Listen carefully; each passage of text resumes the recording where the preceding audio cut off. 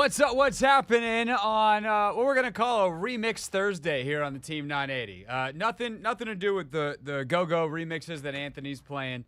It's just we're gonna remix the whole show today. Typically on Thursdays, our show goes something like never read the comments at 5:30. We have of course our mock drafts that we've been doing typically in the 4 o'clock hour. I guess last week, but we've been doing a lot of mock draft stuff on Thursday early on in the show. And today, Anthony, we decided to just throw it up in the air and see where it landed.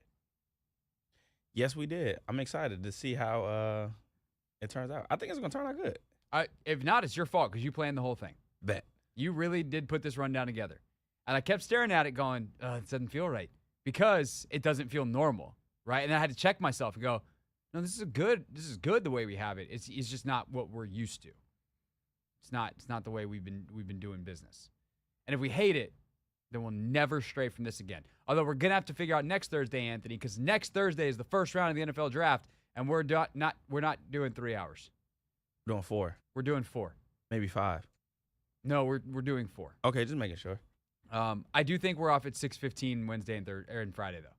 Oh, for real? Yeah, because the Nats. I'm so sad. I know it's crushing the day before and after the NFL draft.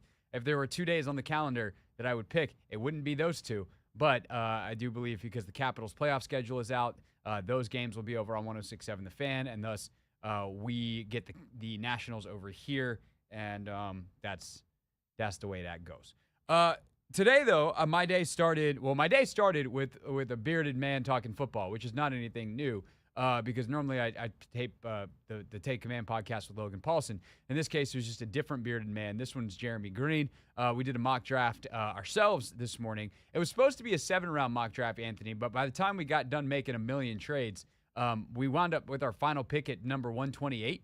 We unloaded some of the 7th-rounders. Oh, my. So we were done. It was kind of funny. We were talking at the end, and the mock draft simulator is just still going because we had set it up for all 7 rounds. I have no idea what happens rounds 5 through 7 in that draft. Anthony and I at 5 o'clock are going to embark on Mock Draft 2.0 for this show. We will pick the entire first round, alternating picks. Anthony will be first, and thus he will also be 29th. Trades are live if someone wants to make one, although we'll talk more about why. I don't know how actually that's going to affect things as we get later on in the show and as we get into that mock draft. You'll hear some of what Jeremy and I talked about, including a very interesting James Pierce discussion. He is not hearing some of the same things as everybody else. I still don't know that I fully buy it, but we'll talk about it coming up in the 6 o'clock hour. And then right now, we'll get to where my day went from after talking football. Got in the car, officer, I went the speed limit. Got myself in it as quickly as I could legally down to what is now known as Care First Arena, the MedStar Health Performance Center, formerly known as ESA, Entertainment Sports Arena, where the Wizards held their season-ending press conference with Will Dawkins. And the Wizards general manager spoke for about 45 minutes, a lot of interesting stuff. And I think it's interesting not because he said anything really revolutionary or in many ways revelatory, but I do think it continues to show that these are executives who get it, they have a plan, and they are constantly evaluating that plan. But there's just a couple things I wanted to highlight here, wanted to point out about what Will Dawkins said for Wizards fans and to kind of flush out some of this. The first thing is they are not trying to sell us a bill of goods in the way that I think a lot of the former executives in Washington tried to sell us a bill of goods with his team. I mean, I'm still of the thought that some part of Tommy Shepard getting fired by the Wizards happened because he kept saying they were close. And eventually Ted Leonsis realized that was not the case. That was not reality, not realistic. And he said it on this show, but I'm sure that he also said it like in meetings and stuff. And they weren't close. And trying to sell us that just made us feel like we were taking crazy pills. And Will Dawkins today said that they are getting closer than perhaps when they took over, which duh, but that they are still not remotely close enough. And this dose of reality especially amidst this very long-term rebuild, is something I appreciated. Around here, we talk about it all the time. We're going to acknowledge the growth. We are going to celebrate every small win. We're going to keep our head down and keep stacking days, keep working hard until we look up, see where we're at, put our head back down, and get back to work.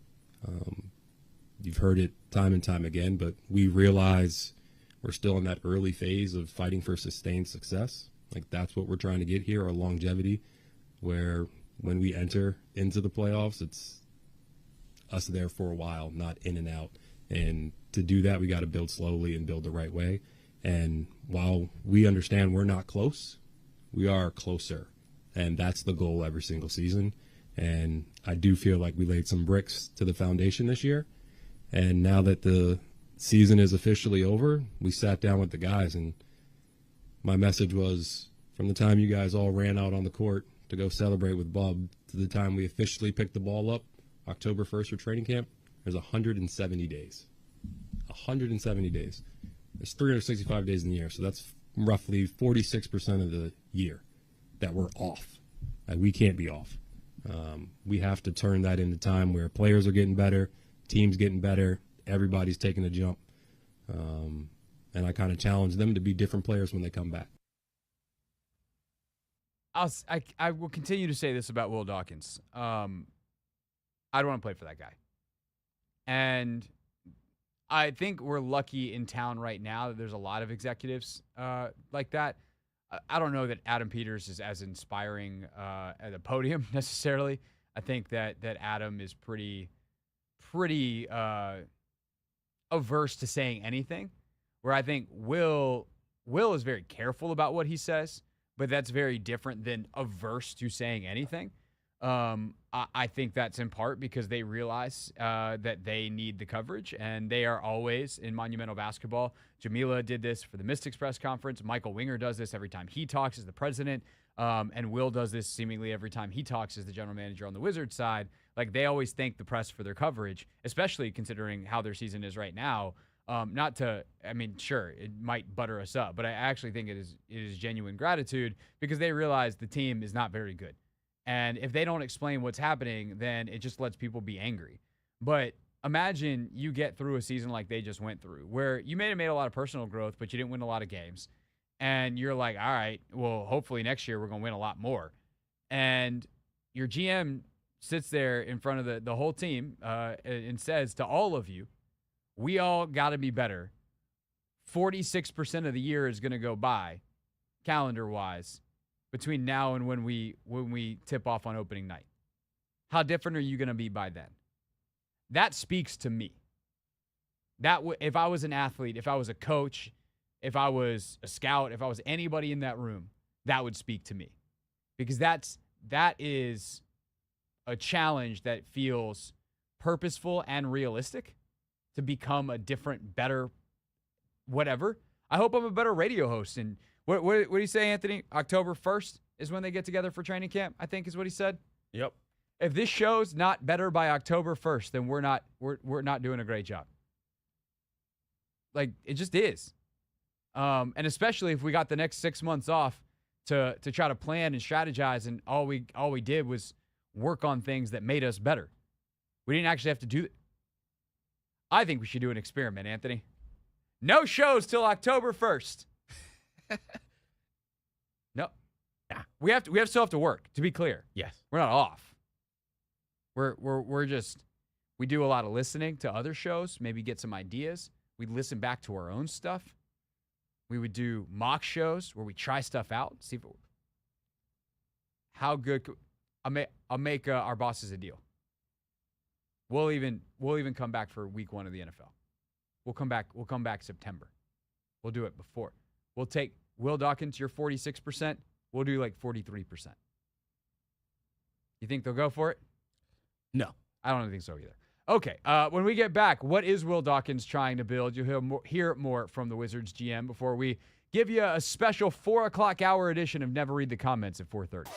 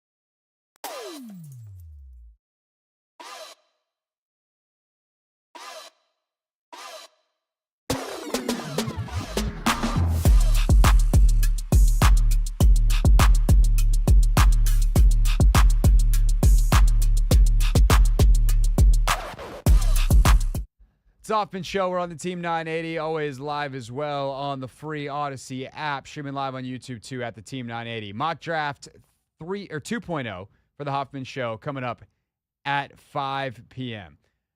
Wizards GM Will Dawkins speaking today to the collected press, crammed in a room over at ESPN. Yeah, the Wizards get enough coverage. Next year we're gonna need a bigger room. Wizards PR. We were sitting there and we almost were at capacity in terms of the number of chairs. But that's a good thing. That's a good thing because the Wizards are building something very, very interesting in terms of the young players that they have. And one thing that I think is worth playing first before we get into some of the stuff from the season and we get to some of the growth of the individual players and all that stuff. Next year is going to probably look very similar.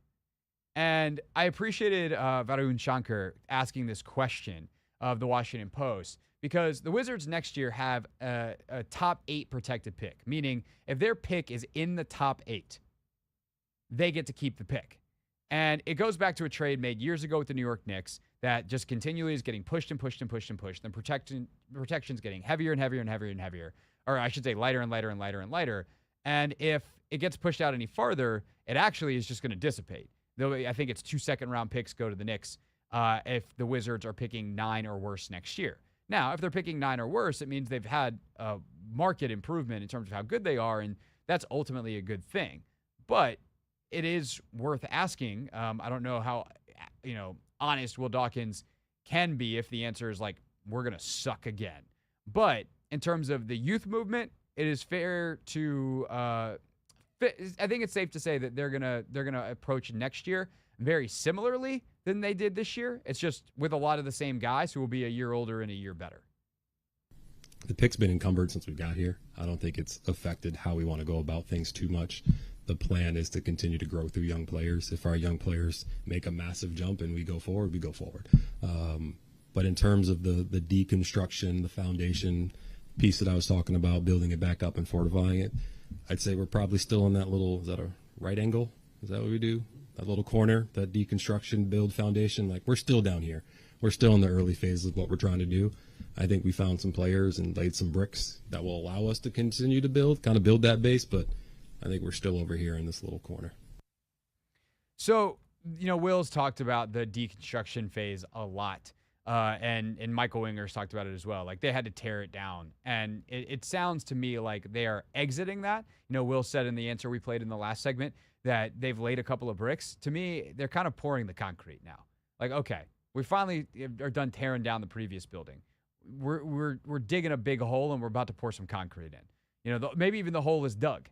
And now this jump season, this off season is when they pour some concrete. Next year, they try to start building on it. We're still a long way from, scaffolding and structure and, then God forbid windows and furnishings. But there is at least starting to be more than a just demolition that is happening. And obviously one of the young guys at the head of that is the number 2 overall pick from last year, Alex Sarr, who I would say somewhat quietly had a really, really good season. One, that if he builds on it in the way that other people that have had similar seasons built on it could put him in rarefied air in the NBA, which is, I think, not what is projected for him, but so far so good for a kid who's barely 20 years old. For a 19-year-old, I think we're all pretty impressed with the fight that Alex Sarr showed this season. Obviously, Marcus and a lot of people in the organization see where he can go, which is a pretty high level. So, of course, he's going to continue to talk to him and continue to work on those things. And trust me, we've had a lot of conversations with Alex Sarr about who he is, who he wants to be, and he wants to be great. And we're going to try to give him every resource to do that. And if you run his numbers, it was pretty impressive for the rookie campaign that he had. Because Alex, to me, is not just a defensive player. I think he's a defensive first player. It took him a little while to kind of establish himself on the offensive end, but he's an all-around player. And only rookie in the NBA to be top 5 in points, top 5 in blocks, top 5 in rebounds, and I'm pretty sure he was the number 1 big in assists. So the guy knows how to play and has an impact on both ends. We ran the numbers. One of 3 players with 100 assists, 100 blocks, 100 plus blocks.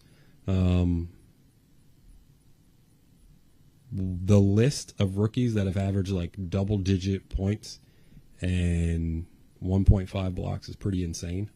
Like it's a ridiculous list. And then when you make that list 12 points, 1.5 blocks, and 2 assists, it's pretty good company.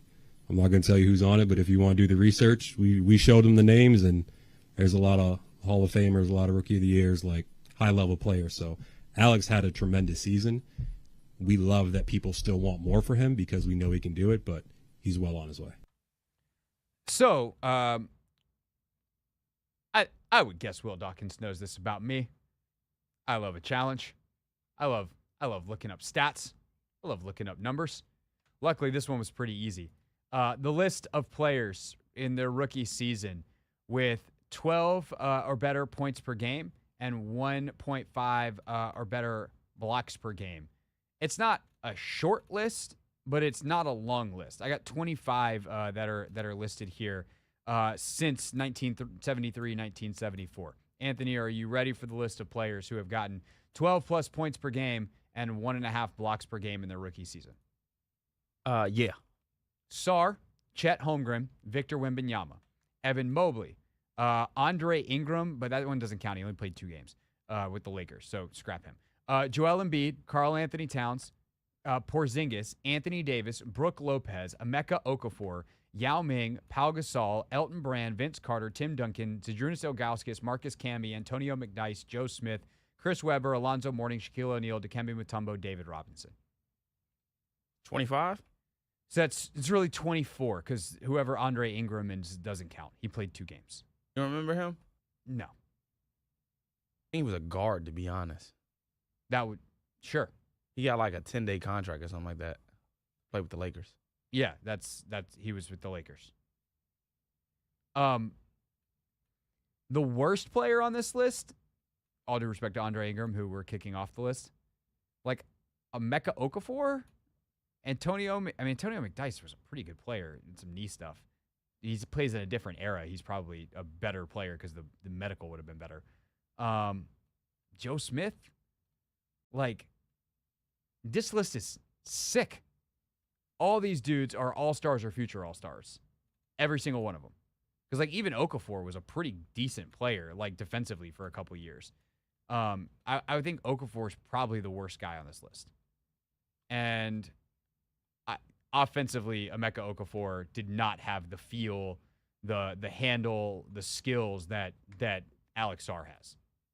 Yeah, I mean, I think Okafor was a pretty good player. Like, right, all those guys were, to be honest. Like, and to say, he's the quote-unquote worst of that list right, is saying something because when he was with Chris Paul, in New Orleans, the Hornets were pretty good. So yeah, he's absolutely part of winning teams and drove them defensively. Yep. Which fits in, by the way, nice accidental transition there, to what Will Dawkins wants this team to be. They want to be a defensive team. We will be known as a defensive team. We weren't good enough this year. Especially at the beginning of the year, we struggled mightily early. I think as guys, it's going to sound weird, but as guys got older throughout the year, they definitely got more comfortable playing, using their hands, not fouling as much, being in the right position, knowing what players can and can't do, learning players' tendencies. I think we made a few moves at the trade deadline to add some defensive-minded vets as well, and I think that's when you kind of saw the system that BK wants moving forward.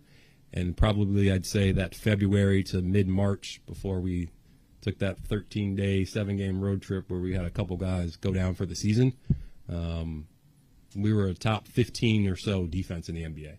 So not where we want to be, but a lot closer to what we want it to look like. So for us, we saw some things on that end as well and made marginal improvements in specific areas we were looking to do as well. So we're getting closer. They're getting closer, but not close enough for what they want. They understand it's a long process. They'll put their heads down and work. Again, like Bub Carrington's 19. Alex Sarr, 19. Keyshawn George is not even 21 years old yet. I mean, Jordan Poole's still young. Like, they've got A.J. Johnson. Will talked about him today and was basically like, we see him as like when the high school quarterback comes to spring practice and he gets there early. Next year's really his freshman year. His rookie year. It's obviously not going to be technically his rookie year, but they looked at him as an extra piece that they acquired in that Kyle Kuzma deal that will be a part of their future, but is almost part of next year's draft class. By the way, one last note. Tonight, you are rooting hard for the Memphis Grizzlies. Ja Morant questionable with that ankle injury, but if the Grizzlies can win, or I guess tomorrow night, if the Grizzlies win and make the playoffs, they will have the late teens or maybe the 20th pick, and that pick will go to the Wizards. If not, then the Wizards will get second rounders next year. So big completion of the Marcus Smart trade there. That could be another first round pick for Washington this season. And if they're in that late 20 or late teens, it's very easy for them to add a couple second rounders or whatever else they need to do and move up and get back into the lottery if there's a player they want, or maybe even if they wind up losing out with their own lottery pick and they wind up picking 4th or 5th, could they get up to 2nd or 3rd by combining another first round pick? So a very essential piece for Will Dawkins to deal with, to play with, depending on what happens for the Grizzlies tomorrow night. All right, that is most of what I wanted to let you hear from Will Dawkins today. He had some great stuff on Brian Keefe. He had some great stuff on why they had that turnaround in the second half of the season. Talked about how connected they were and kind of figuring out how to play with each other. Great stuff on Corey Kispert as a leader. Just really, really good stuff and a phenomenal last question that he answered about, or phenomenal answer about Bub Carrington and just what he showed this year, playing in all 82 games, dealing with the death of his father late in the year, the maturity that he showed throughout the entire season for a kid who's so young. The fight, they are very, very high on Bub for very good reason. So if you want to check that out, I know Monumental Sports had it up on their YouTube page if you want to watch the entire press conference, because you're a sicko like me and you watch the whole press conference, or in my case, you were there.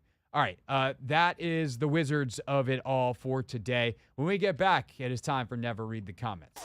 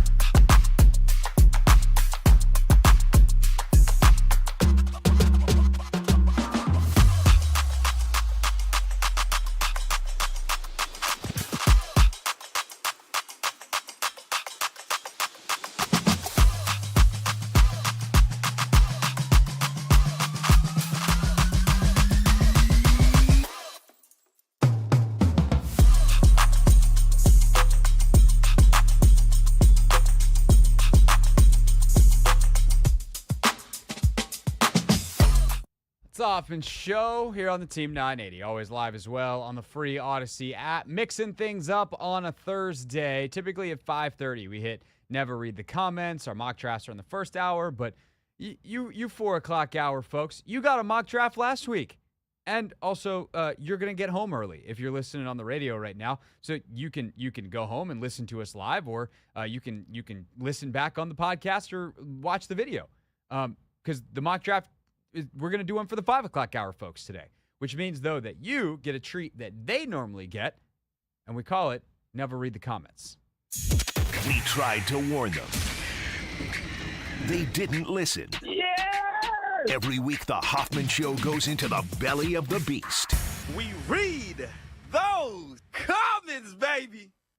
Never read the comments.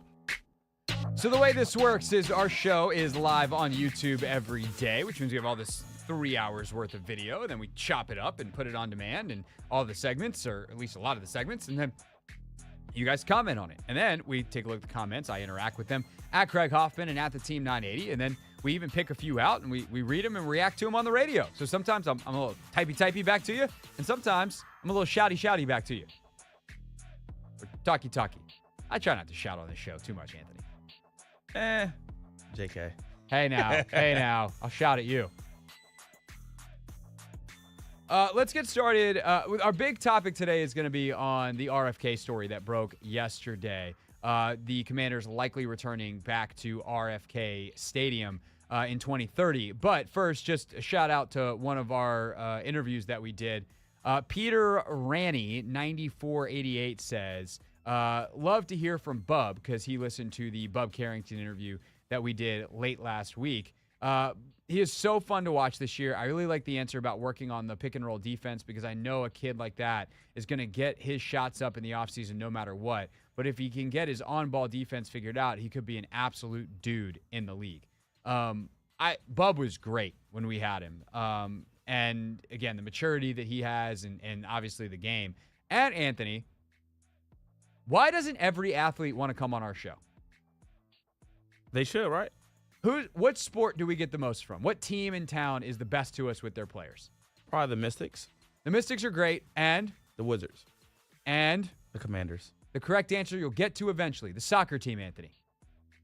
The Spirit. Oh, who was I saying? The Mystics? I kept on trying to say this. You're like, I already said them.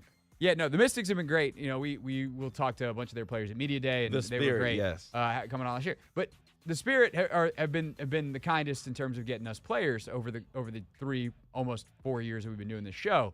And often when their players come on, they score in the ensuing game. They just go on tears. Well, Bub came on. Next game, or that weekend, he hits the game winner to close out the season at Miami. I'm just saying, if you're a DC athlete and you want to have a good week, holler at your boys. We'll welcome you on. We'll talk to you about your story. We'll let people get to know you, and then you'll be good at your sport. Who loses? Good things happen, man. The answer is the opponents, the players, the teams not from the District of Columbia and surrounding areas. That's all I got to say about that. All right, RFK Stadium. It looks like it's going to be the home of the Commanders once again in 2030. Steven Chisholm, 421, says, Josh Harris doesn't mess around. Man gets stuff done. He didn't say stuff, Anthony. I'm going to say stuff because it's the radio. Yeah, I saw your hand gesture, so I understood what you were saying. Made a parentheses with the hand. Yeah. Gets stuff done. Look, I think there's 2 different ways you can go about spending $6 billion. I'm going to guess because I don't have $6 billion to spend. You can either spend $6 billion and then be like, I spent $6 billion. I got no money left. Or you can spend $6 billion and go, I didn't spend $6 billion to then be cheap. It's too expensive to be cheap. So, yeah, Josh Harris was going to get this done. And that leaves us to this comment by Chasing Sleep, at Chasing-Sleep, which, Anthony, I'm just going to say on the front end of this is not how I would word this. I am just reading the comment, although I think there is some truth to the sentiment. Chasing-Sleep says, these DC residents are ungrateful SOBs. Without the Harris Group getting Congress to pass the RFK bill, then the federal government would still own the land. Then no one would be able to redevelop the land. Also, to the residents worrying about giving money to build a stadium, my argument is if you want to redevelop the land, it would still cost taxpayer money to redevelop the land. So I think this is a convoluted comment with some truth, some false, and an unnecessary swipe at a particular sect of DC residents. I'm not necessarily into calling people SOBs, at least this particular group of SOBs. I do think the point that nobody was going to be more successful lobbying Congress than Josh Harris and his group or some other competent NFL group is probably correct. I do not know that there was a group of lobbyists in DC. Boy, do we have a lot of them. I don't know that there's a group of lobbyists on behalf of DC that could have unlocked the RFK land. And they've had years to try, just as the team has. And the reason is very simple, because I think it in some ways unpoliticizes it. And again, this is the one political issue I have no problem talking about on this show. I am extremely for DC statehood. As a DC resident, I pay federal taxes. I have no extra say in the government, and people make all these stupid arguments about, if you want to keep the White House and Congress and the actual Capitol building, and you want to create a federal district that says these buildings are not state, that's fine. Nobody lives there. I, as a United States citizen, would like some senators. And the fact that I can't call anybody to complain about that because I don't have representatives is actually the entire point. If you don't get it based off that, then you're just unwillingly going to get it. But because of the fact that DC votes 90% Democrat, Republicans do not have a political incentive to give DC statehood, and thus DC statehood and anything involving DC self-governance is very unlikely to get done when it has to go through Congress. By making it about a football team and a football stadium, there's some depoliticization that happens there. They go, oh, okay, well, the NFL is someone that we like. We like football. A football stadium. This goes back in history to what it used to be. Let's do it. And I think that unlocks it in a way that if a group of DC activists that were trying to do something on behalf of just the citizens of DC, I don't think it gets as far. Now, that does not mean that the second part of this is true, that the actual best use of this land, if it was just free land for DC to do whatever with, which, by the way, I will say this, technically is what happened. Josh Harris and them lobbied because they wanted to unlock the land for DC, and that's the way the bill was written. But it happened with the understanding that it's going to turn into a football stadium, right? So we can acknowledge those two things at once. Technically, what happened was they returned the land to DC. But if that was done without any strings attached and there was no pressure to put on a football stadium, sure, green spaces and grocery stores and affordable housing, that could be argued as a better use of taxpayer money. And would generate a ton of revenue because the taxes on the groceries and the housing and the income taxes and all that kind of stuff. So those two arguments don't necessarily go together. We can have that nuanced conversation, but there's also just eventually a hard reality that the best way to get that land unlocked and stop just rotting and having nothing done with it has been going for the last 30 years or most of the last 30 years. And even sometimes when the building was in use, Anthony, it was still rotting beneath the fans that were going to DC United games and Washington Nationals games in the early days as the stadium fell apart around them. The best way this land was going to get unlocked was a football stadium, and sometimes you have to deal in reality, and we're going to have to take a little less housing, a few less grocery stores and green space acreage for a football stadium because otherwise we wouldn't have gotten anything at all.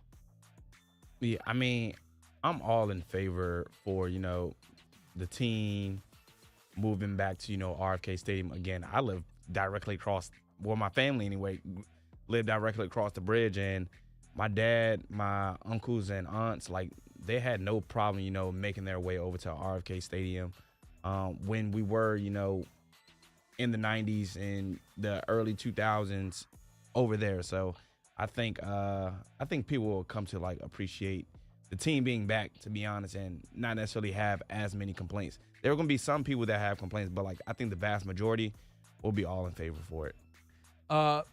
Mr. C.S. Sylvester. So the first caller moves near a stadium, because remember, we had Bill in D.C., who I actually think commented on this as well. We'll get to his comment next. So the first caller moves near a stadium, then gets upset that the team might move back to the site. Then he used the clown emoji, which I typically hate, but sometimes understand the urge to use. We don't care what you want. The stadium should go right where RFK already is.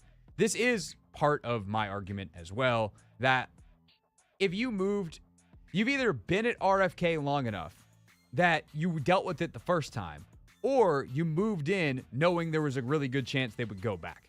There really is no in between unless you like moved in the year after they moved out. So that argument falls flat.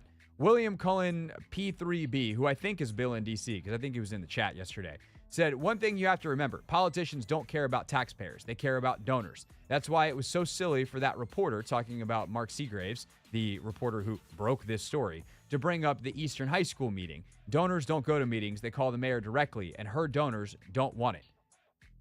Bill, this is the thing she has probably been the most passionate about, she being Mayor Bowser, in her entire administration.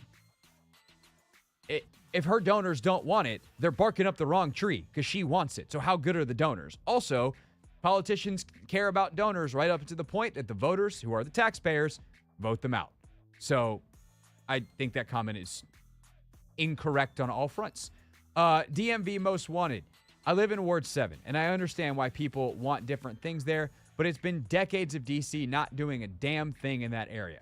I know for sure the only way to leverage DC to make moves in that area is to put a stadium there first. I think that is the main point that I kind of walk away with the data, reflect on this, Anthony, is I think I understand the economists and you know, even the folks in the neighborhood's argument that there's a better use for this land.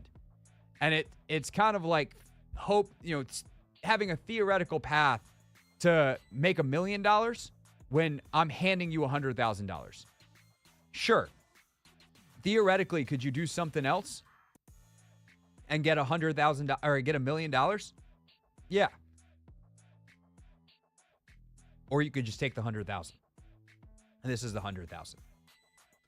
Yeah, I think, I'm not gonna lie, Craig, like what they've done to the area so far, I'm not even all that big of a fan of. I do like the fields that they have over there. But as far as the bike lanes and the fact there's only one lane on I don't know what street that is anymore, but it goes around RFK Stadium. I'm just not a big fan of it. So like I'll be interested to see how the rest of it gets built up, just because I think obviously they're building towards something, so hopefully it just ultimately makes sense. There's also a lot of NIMBYism in that neighborhood. There's a lot of gentrification in that neighborhood. Too much. And I really just don't want to hear it from rich folks who kicked out poor folks that they're going to have to deal with something that a lot of other people want. I just don't have a lot of sympathy for you. And that's the way it is. Like, look, I live in a neighborhood that used to be very different demographically somewhere in DC. I'm not going to give away where I live. And that's just like, that is also a reality of Earth. I don't begrudge the people that necessarily live there, but what I'm telling you is you don't have a right to complain. You know, if there's go-go music outside my window because I live close to a bunch of bars, or I live close to, you know, a place where people have been doing that for years on the block, like, I chose to live there. You chose to live in a place where the name of your neighborhood is like the RFK neighborhood, the RFK Stadium neighborhood. Like, what'd you think was going to happen? I just don't have a lot of sympathy nor empathy for those folks who are making those complaints. If you have different complaints, fine. And you are more than welcome to use your voice in the political process, but be prepared to lose. Mock Draft 2.0 coming up at 5 o'clock for us. And Anthony, before we do that, we got reactions to our mock draft from last week.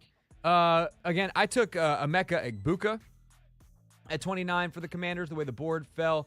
Austin Austin Agee, which feels like his name should be Austin Muggy, and he forgot the M. But Austin, maybe it's Austin Aggie, 4640 says, I like the pick at 29. I would not be disappointed at all in adding one of the best receivers in the class.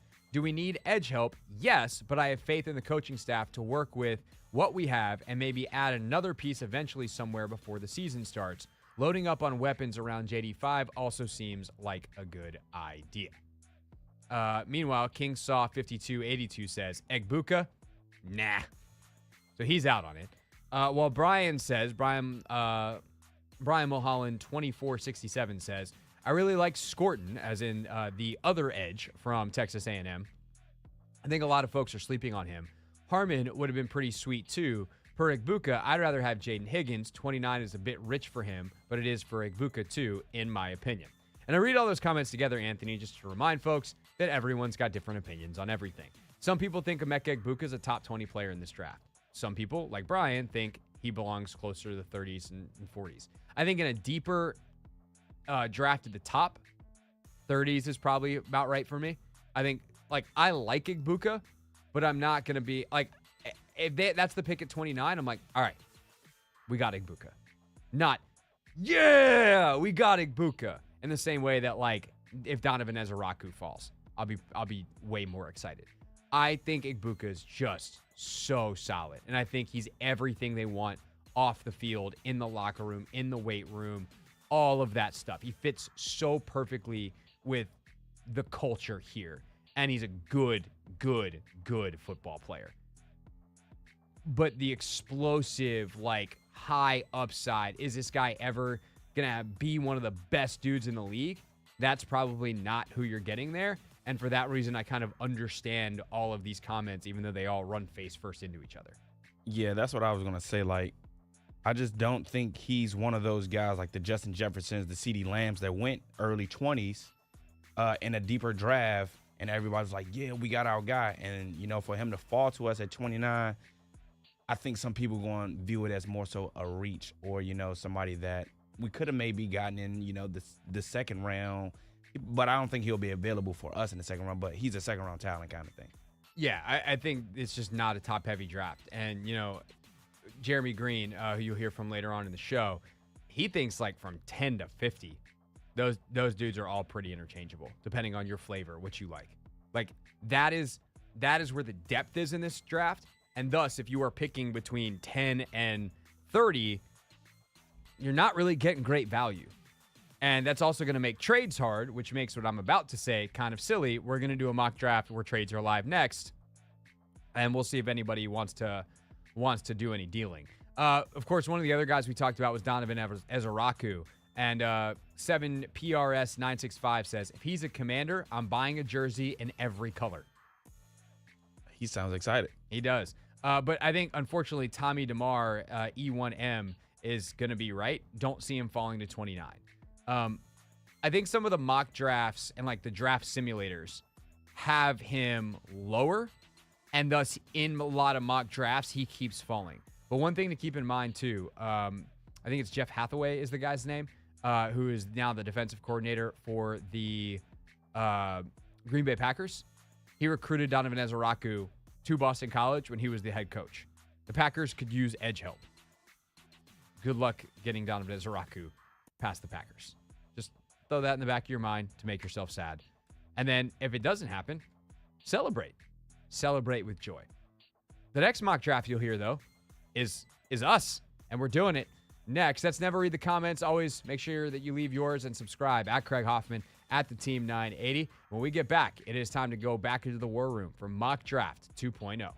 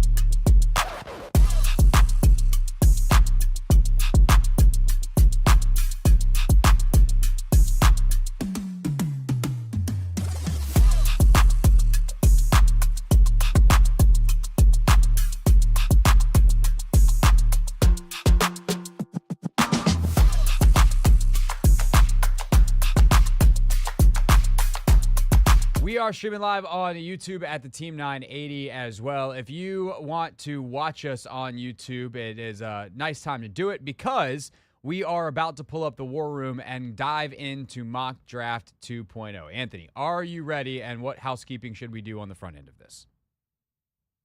I am ready. Okay, Anthony is ready. He's even put on headphones. Wow, what a gem. Anthony will have the first pick, which means he'll also have the 29th pick. We can trade. All trades must be approved by both parties. Although we're not going to be too fickle about it because ultimately we're worried about the first round. So we can make the deals work later, if you will. But I think it's worth pointing out, Anthony, that the trading up in this draft, I don't think is going to happen a ton because there's not a ton of high-end players. That said, I do think there is an alternate theory on that same set of facts where teams are going to disagree so much on who they think is good and not that there's going to be a team or two that thinks a guy is falling based off their board, but that player is just way lower on everybody else's, and maybe they're like, oh my God, well, the other team every team can't possibly think that oh my God, we have to go get our guy, basically. That because there's going to be some disconnect, there's going to be a team that is like, we got to get up there. Our guy's falling, and he's not going to be there much longer. And another team's going to be like, yeah, we'll trade out. Like, that's fine with us. We don't care. We got 78 guys that we're ready to take here. So I do think that is going to be interesting and becomes a lot harder because we're just two dudes doing this. So it's not like we can have vastly different rankings.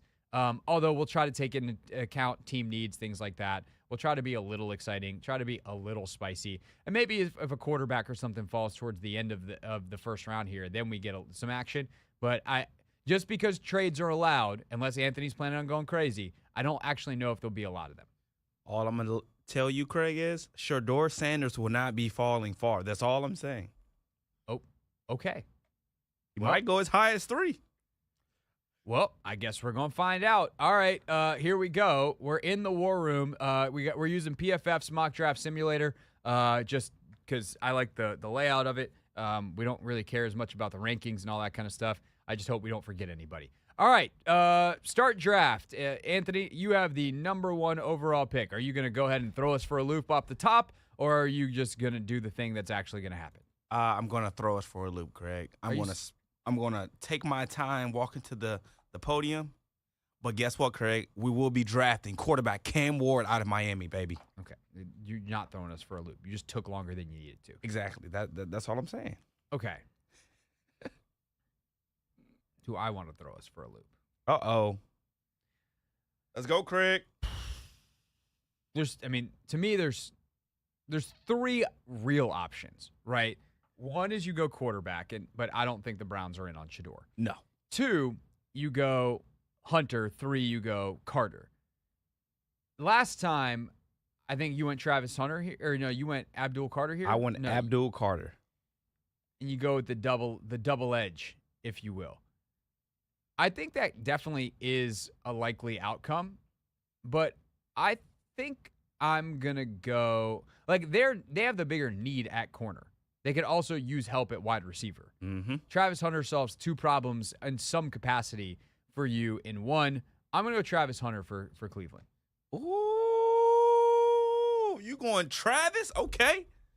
The Giants are on the clock. We're shopping Kayvon Thibodeau. So that can only mean one thing. If this guy's available, we're going with Abdul Carter out of Penn State, baby. Come on. All right, so you got Abdul Carter. They still have a bunch of high drafted edges, or Brian Burns they paid. but I think that's definitely a possibility for them. He's probably the best player on the board at that point. Certainly with Hunter off of it, that's the correct pick. All right, that leaves me at number 4 for New England. Everyone is mocking a tackle to them. Who am I to disagree? The question is which one. I still think Membu might be the guy here.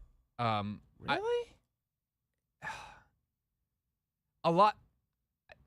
He's got a higher upside, and there's a better chance he pans out at tackle than Will Campbell. Okay. So, yeah, I'm gonna go Membu. Although Campbell's a safer. You know what? We went Membu last time. Will Campbell. No, we went Campbell last time. Oh well, we're going with Campbell again then. Okay. All right. I already hit the button. Otherwise, I'd go back. Nah, that's cool. I'm over here keeping track too. Okay. Excellent.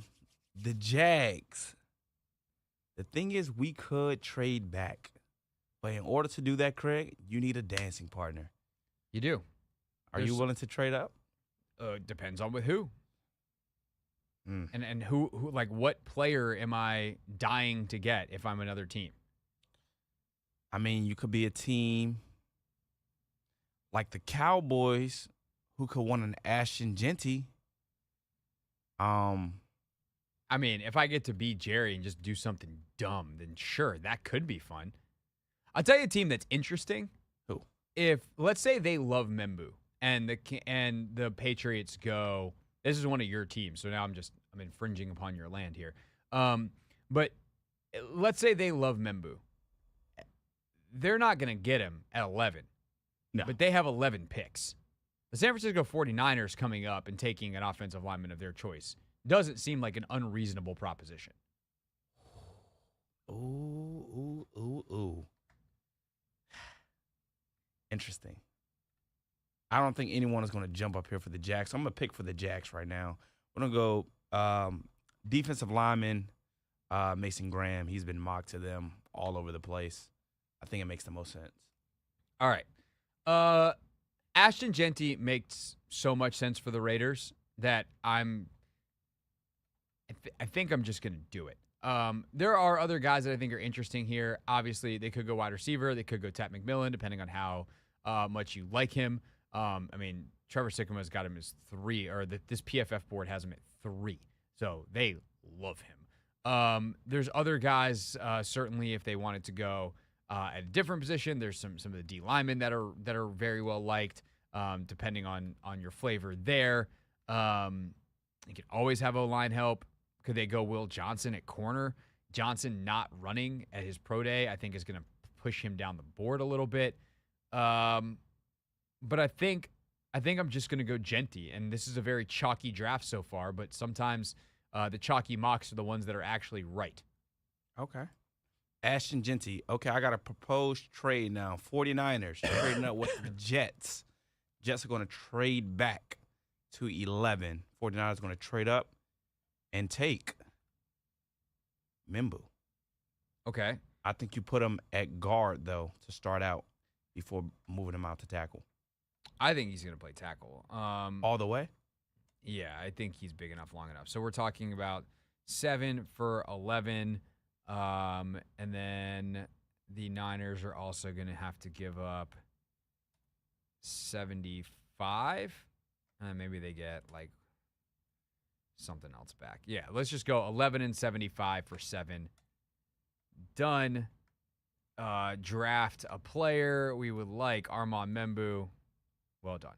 Okay, Carolina Panthers on the clock at 8. They could definitely go Tat McMillan and take the receiver with size. I feel like Jalen Walker's been the popular guy here to get drafted by them. I'm going to throw a wrench in this thing. I'm going to go Tat McMillan. I'm going to go the wide receiver out of Arizona. For the Panthers? Yeah. Okay. Get Bryce Young a big old target. There's people that really, really like McMillan. And this is the hard thing, is like trying to figure out who the elite players are in this draft is impossible. There are dudes, Zadeh Barron might go top 10. He might go in the 40s. I have no idea what to do with him. I have no idea what to do with Tat McMillan. Is he the 8th pick or is he the 25th pick? Like, it could go either way. Malachi Starks. Some people think he's the next Brian Branch or the next Kyle Hamilton, in which case those two dudes who were way underdrafted, he should be in the top 10. He might go in the second round. I don't know. So let's go. Actually, you want to know what? I am going to go a pass catcher, but I'm going to go someone different. I'm going to go Tyler Warren for Carolina. I'm going way off the board. Oh. Who's their starting tight end right now? Who am I forgetting? They took JT Sanders last year. It's Big old number 0. the Panthers have Brooks, I think. Right. Tight end. Something Brooks. Tyler Warren. Let's have some fun. Oh my, yeah, that caught me all the way off guard. All right. He's big, he's physical. They want to run the football. They need a pass catching threat who can, make things easy for Bryce Young. Let's do that. All right, that's a bet. Craig, when I told you Shedeur Sanders wasn't going to fall far, this is why. He lands with the Saints. I think the Saints take him if he gets all the way to them. Derek Carr, might not be ready for the season, things of that nature. I think this may not be ready to ever play for them again. Oh, wow. I didn't know it was that severe. Well, this has got to be the last year they're eating that contract. Yeah. So I think this is their replacement for Derek Carr. All right, Shedeur Sanders off the board at 9, which means at 10, the Bears have their pick of D linemen. They also could, they want Ashton Genty to fall. You want to know what? Let's really have some fun. Uh-oh. What if we see 2 running backs go in the top 10? We're not seeing that, Craig. We could. There are people who think Omarion Hampton is not that different from Ashton Genty. And the Bears, they've invested a lot in their O-line. They've invested a fair amount in their D-line. They just re-signed Kyler Gordon. Like they've got some good players in the back end. And a running back would make their lives a lot easier. My guy Jeremy Green actually has Hampton over Genty. Oh, wow. He thinks they're that close, and what Hampton did and is more of a complete player, 3-down type of back. I'm going to go on Omarion Hampton. I said chalky is fun, or chalky might be correct, but let's have some fun. We're getting wild. It's Mock Draft 2.0. Anthony's up with the 11th pick next on the Team 980.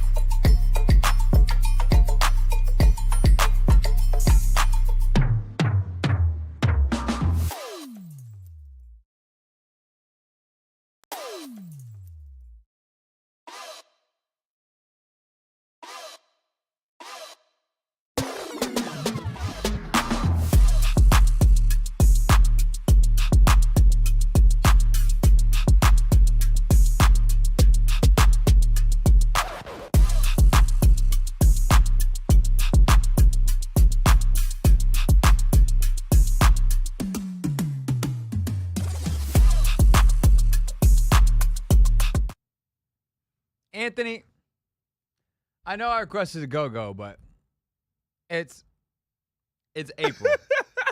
What are you doing? My bad, man. This is one of my favorite go-go zones. I'm not gonna lie. I mean, NFL draft is Christmas for a lot of people, so I guess it kind of works. It's the Hoffman Show. We're on the Team 980. We're always live as well on the free Odyssey app. We're in the middle of Mock Draft 2.0. We take the full hour here to grade or to select pick by pick the 2025 NFL Draft. I've got the even picks this year. Anthony has the odds. We had a trade between the Niners at 11, the Jets at 7. Anthony, you are on the clock at 11 for the New York Jets. Oh, yeah, I'm running to the podium right now. Jahdae Barron, baby. He's gonna be Aaron Glenn's new not Deion Branch. Brian Branch. Brian Branch.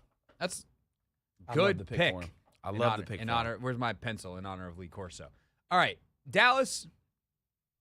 I have a couple of options here. One, I can take an offensive lineman who I think is going to play guard. Two, I could take Tet McMillan. I think both of these are actually good options. I think Dallas isn't one of these teams that actually is going to wind up with a good choice. Now, Tet could be off the board.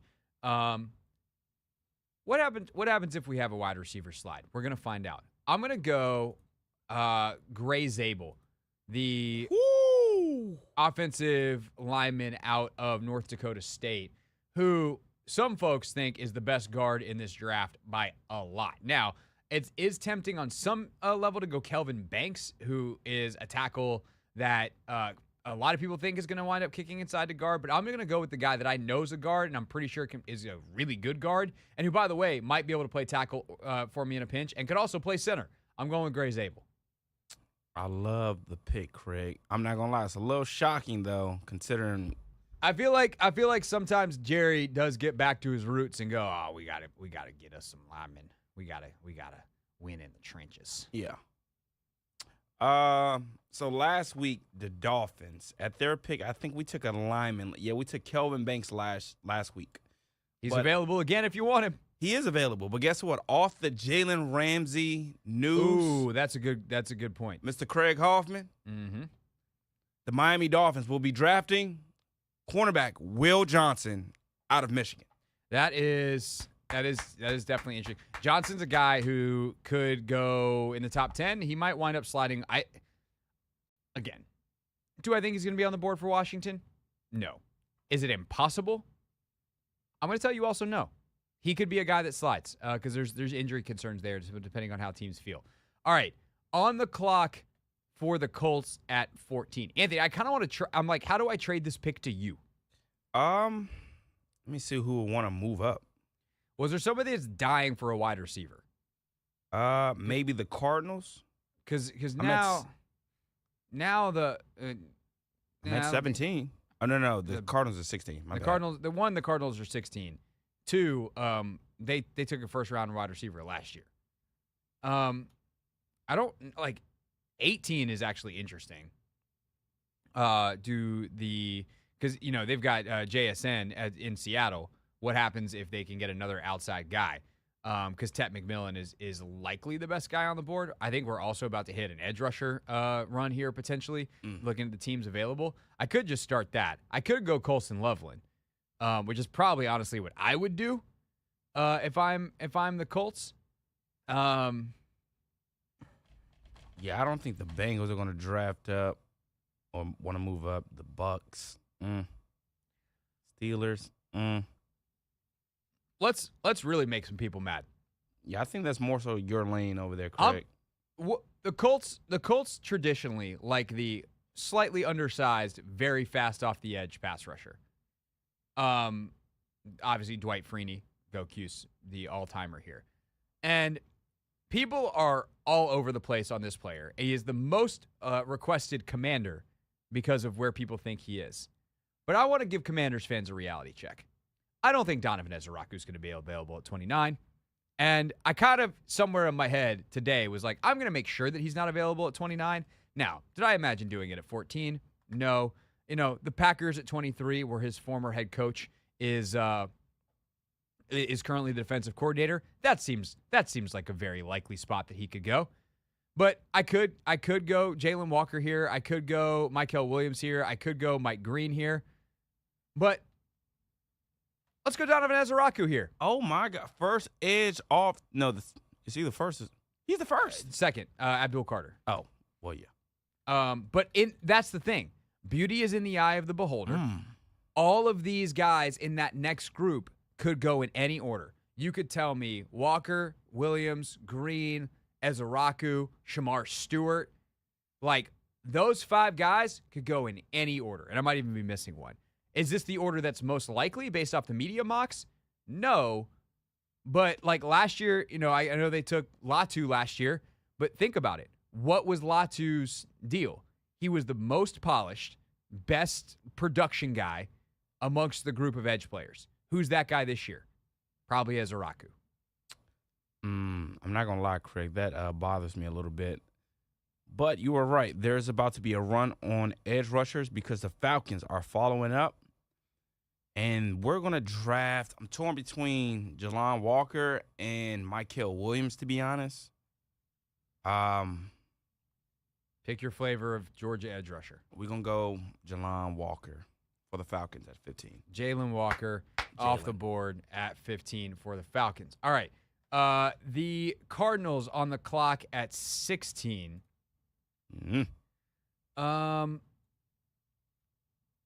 There's a couple different ways we could go here. Man, they really don't like Harmon at PFF. That's wild because I was considering him here. They could go D-line. They could go Nolan. They could go Grant. They could go Derek Harmon. They could also go with one of the corners. Although I don't know. This feels rich for any of them. And then you're looking at, do you go someone like a Kelvin Banks and kind of do what I was talking about earlier where you get tackle guard flexibility, a.k.a. if he fails a tackle, we move him inside to guard. I'm gonna keep doing stuff that doesn't feel like it's around some of the other mocks, but if you listen to a bunch of the people doing those mocks, they like these guys a lot. Walter Nolan, there's some character stuff there where there's a lot of people that are not very high on him. Trevor Sikkim at PFF loves him. Thinks he's one of the top 10 players in the draft. Let's party. Walter Nolan. We're going. I'm messing stuff up today, Anthony. I thought you were going to be the one that just goes crazy in this draft. I'm messing stuff up today. You said Walter Nolan? Walter Nolan, defensive lineman, Ole Miss. Good gracious. Yeah. Let me type that in. Okay. So who's up? The Bengals. You're up with the Bengals. Okay, the Bengals. We're going to go. To be honest, I think we're going to stay at edge, Craig. Okay. And it's going to be another Georgia boy. You're going Mykel Williams to the Bengals. So I probably would have done something different here, but would you have gone guard? I would have potentially gone. No, I would have gone Kelvin Banks, I think. Because they've been looking for tackles and guards and all kinds of offensive linemen, and you get a guy that you can try at tackle and then bump inside. But you're going, what am I doing? Edge? Mykel Williams. There you go. All right. Which leads us to the Seattle Seahawks, who could also use an edge. And I'm going to just say I'm ignoring something that is going to pull this guy off a lot of teams' boards.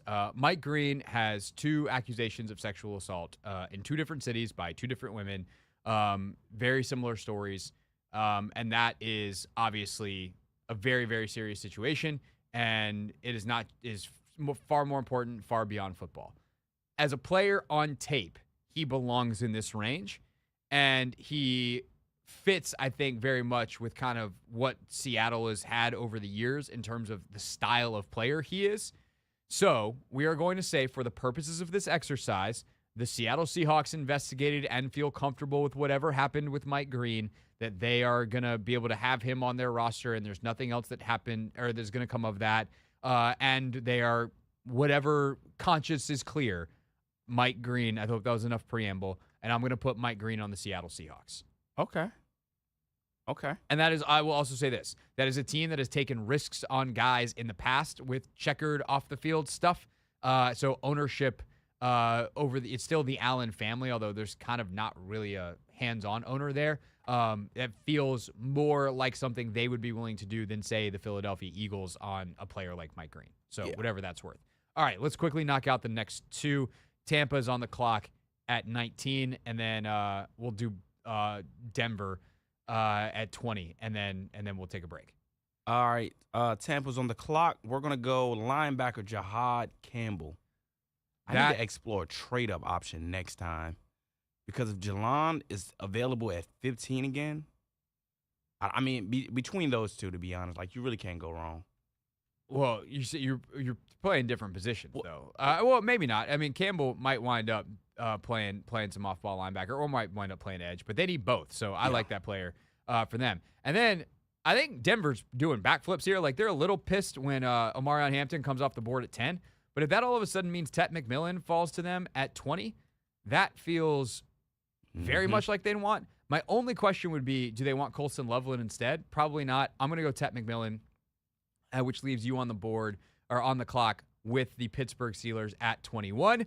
We will pick up where we left off there next on the Team 980.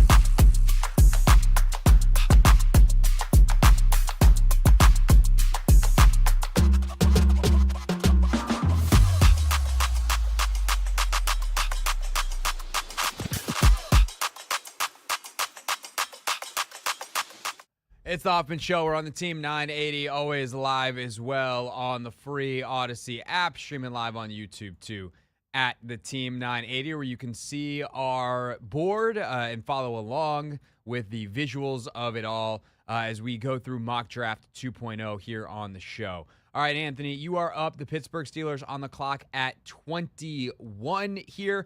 In this segment, our goal is to get to the cusp of the Commanders' pick. So get us started. You are on the clock at 21. Let's get it, man. We're going safety. Malachi Starks out of Georgia. I think Mike Tomlin and the defense will be doing cartwheels getting this guy. Yeah. He's just a good football player, so of course he's going to wind up there. All right. The Los Angeles Chargers are on the clock. And I'm just going to, I think, go with the thing that I hope selfishly doesn't happen. But I think is very likely to happen, which is a Michigan reunion, Colston Loveland. I say I don't want that to happen because that's an option I want on the board for Washington at 29. But he's not going to be there because he's going to go sooner because he's really freaking good. Colston Loveland to the Los Angeles Chargers. 23, Green Bay Packers. Green Bay Packers on the clock.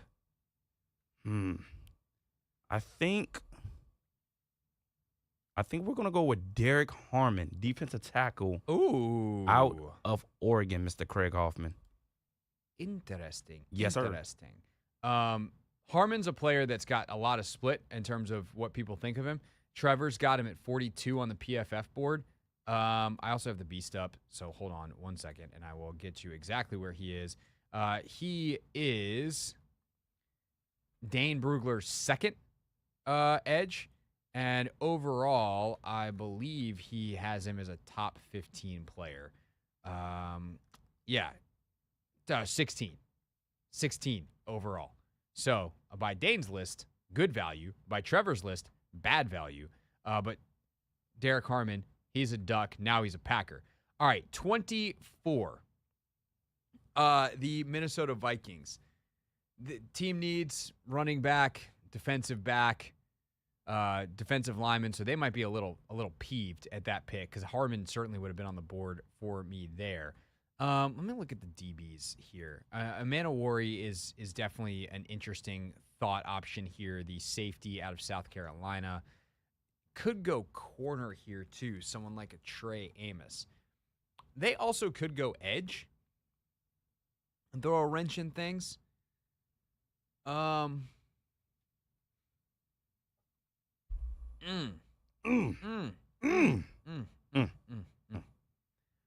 I think that for them, I'm going to go Amanawari. I think the bet on his traits and his intelligence, what his teammates say about him, and a year to learn under Harrison Smith, that's a guy with some star potential because of the athlete that he is. I'm going to go Amanawari for the Vikings, and they're gonna take a big swing there. 25, you're on the clock for the Houston Texans. We already know the Texans are sprinting to the podium right now because this guy should not be on. He should not be available still. We're going Kelvin Banks, offensive tackle out of Texas. So I think that's very possible. I also think that Josh Simmons is a potential pick here. The tackle out of Ohio State. It's going to depend on the medical, but okay, Banks, fine, got it. The LA Rams. Now it's going to have to decide if things get really crazy in this draft, which has kind of been what I've been doing. They have another year of Stafford. This feels like they should do something to help Matthew Stafford. I could also make the argument that they should take Jackson Dart here if they like Dart. A lot of people like Dart for the Rams. Like if they could pick a team to put Dart on to say he's going to succeed, it would be the Rams. The question is that something that the Rams actually want to do? The other wild card here is just encompassing, we talked a lot about Dane. We've talked a lot about my guy Jeremy Green. We talked a lot about, obviously, what Trevor's got is we're using the PFF simulator. I saw an Instagram video. Andrew Siciliano, who lives out there in L.A. and gets to go for walks on the beach. Must be nice. He did a little walk-in talk on Instagram the other day, and he thinks that there's going to be 3 tight ends that go in the first round. He thinks the last one is going to be Mason Taylor, who is Jason Taylor's kid, who is out of LSU. Do you know what Andrew Siciliano's job in the preseason is, Anthony? Doesn't he call Browns preseason games? Or it used to be, I should say. He calls Browns games on the radio full time now during the season. But he used to be the television play-by-play voice in the preseason for the Los Angeles Rams. Oh, wow. Let's have some fun. Mason Taylor, tight end, LSU. Oh, my gosh. All right, You're on the board at 27. I am indeed, Baltimore Craig. Ravens. And we are looking at edge rushers. Okay. And I think this guy, James Pierce Jr., is very intriguing for the Ravens at 27. They're going to take him at 27.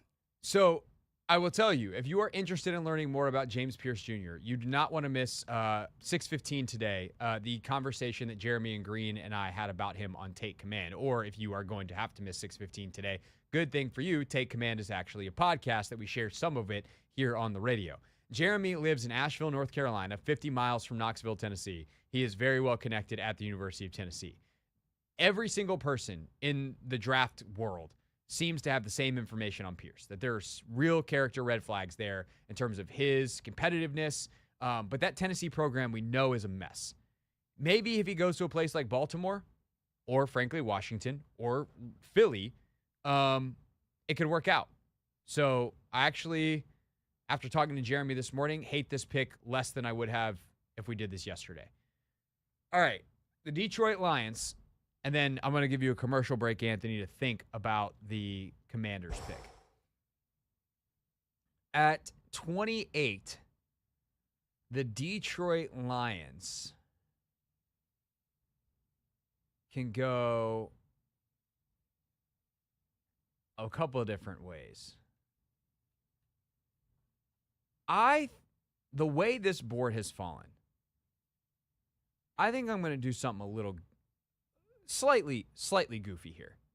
The Lions' offensive line has been the center of what they want to do. Like, PFF has their needs listed as guard, but the offensive line has been the center of how they've built things over the past couple of years, and they are starting to get to the point that they need reinforcements, that some of their players are older. One of those players is Taylor Decker, their left tackle. They obviously have the best right tackle, who might be the best offensive lineman, if not one of the 5 best players in football, in Penei Sewell. He's that good. Josh Simmons might need a year because of the injury. With Taylor Decker, they have a year. Josh Simmons, tackle, Ohio State, 28 to the Lions, which leaves a very interesting group of players for Anthony to pick from. You got a couple of edges. You got a couple of receivers. You have a defensive lineman and Kenneth Grant that fell that was kind of unexpected. Anthony, you got some time to think. We'll come back with Anthony's pick for the Commanders in Mock Draft 2.0 next here on the Team 980.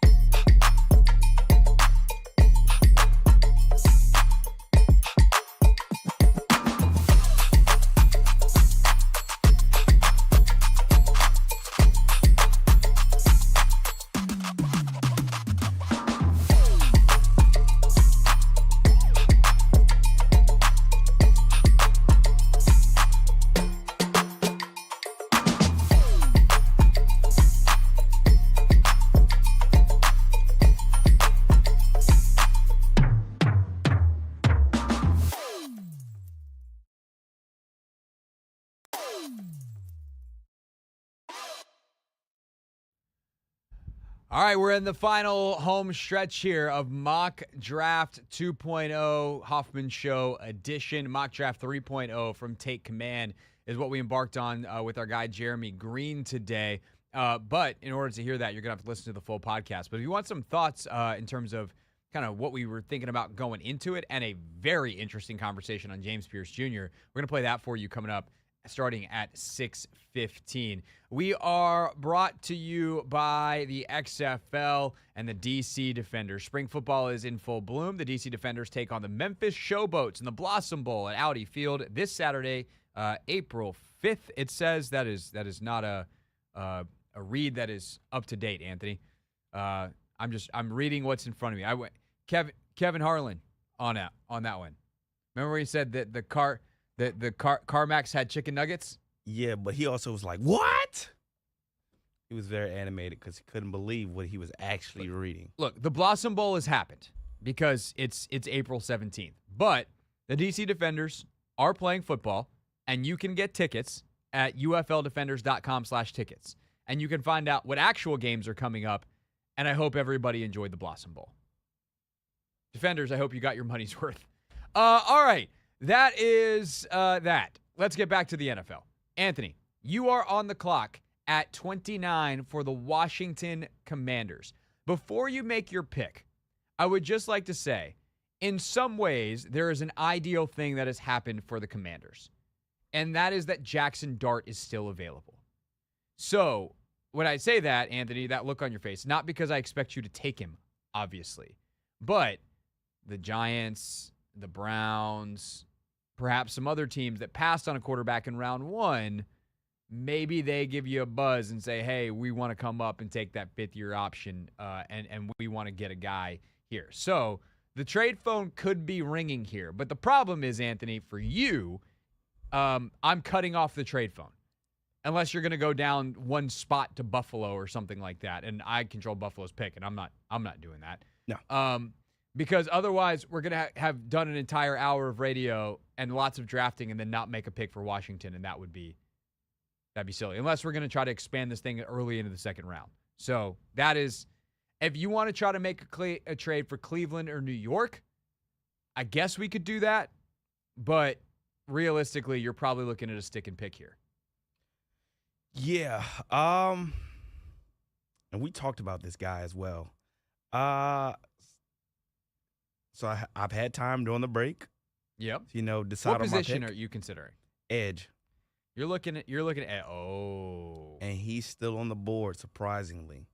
The production hasn't been there in college, to say the least. And he has had the pressures though the last couple of years. He needs to work on finishing. But I'm taking Shamar Stewart out of Texas A&M. So Stewart is one of the most divisive players in this draft. And unfortunately for him, I mean, he's never going to know this about me. He might shape the way I think about edge players for years to come. I was listening to Trevor Sikkema this morning on a podcast, and he said that, he's over the traits guys. That when he drafted, he was a big 2 years ago, I think it was, Tyree Wilson guy. He's like, I love this kid.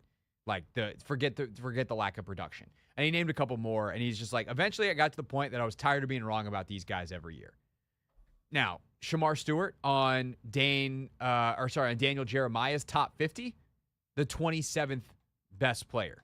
Trevor Sikkema, who I just mentioned, has him behind his teammate Nick Scorton.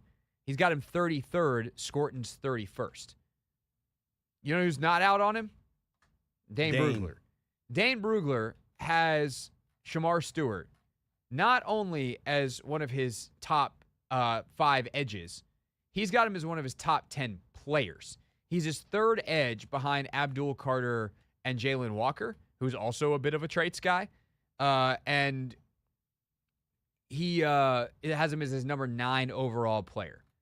Shamar Stewart, again, 6'5", 267. Came in 6'4.7. 6'4 and 7/8. So basically 6'5", 270 at his pro day. Dude ran a 4.59 at the combine with a 1.58 10-yard split. 10, 11 broad jump, 40-inch front. He is explosive as hell. He's big as hell. And in terms of production, he led Texas A&M in pressures in 2024 with 39 of them. So there is some production, but he is not a good finisher, and he has never had more than a sack and a half in a season. This is a huge swing on your coaching staff if you take Shamar Stewart. Now, at 29, I think that swing is worth it. If I'm picking in the top 15, I am scared to death of this kid. But at 29, where you're not going to get a prospect with more upside, it's just impossible to get a guy that could potentially be as good as him because athletically they don't make dudes like this. And you've got Dan Quinn as a guy who's developed pass rushers in the past. I'm perfectly fine with this pick for Washington. I would hate it for a lot of other teams. Shamar Stewart, welcome to Washington. You are pick 29. Yes, sir. Which then leaves me on the clock at 30. I think I'm going to go corner for the Bills. Luckily for them, there haven't been a ton of guys taken so far. And I'm going to take, just to shout him out, because I think he's like a very, very intriguing guy whose story is incredible. Siobhan Revell out of East Carolina. You guys might have heard Dane Brugler tell his story on our show or on one of the others that Dane has done. Dude was working in an Amazon warehouse, graveyard shift, and then got a chance to work out at a camp for ECU. Ran his 40, blazed it. Coach was like, son, you come talk to me. We got to get you on scholarship.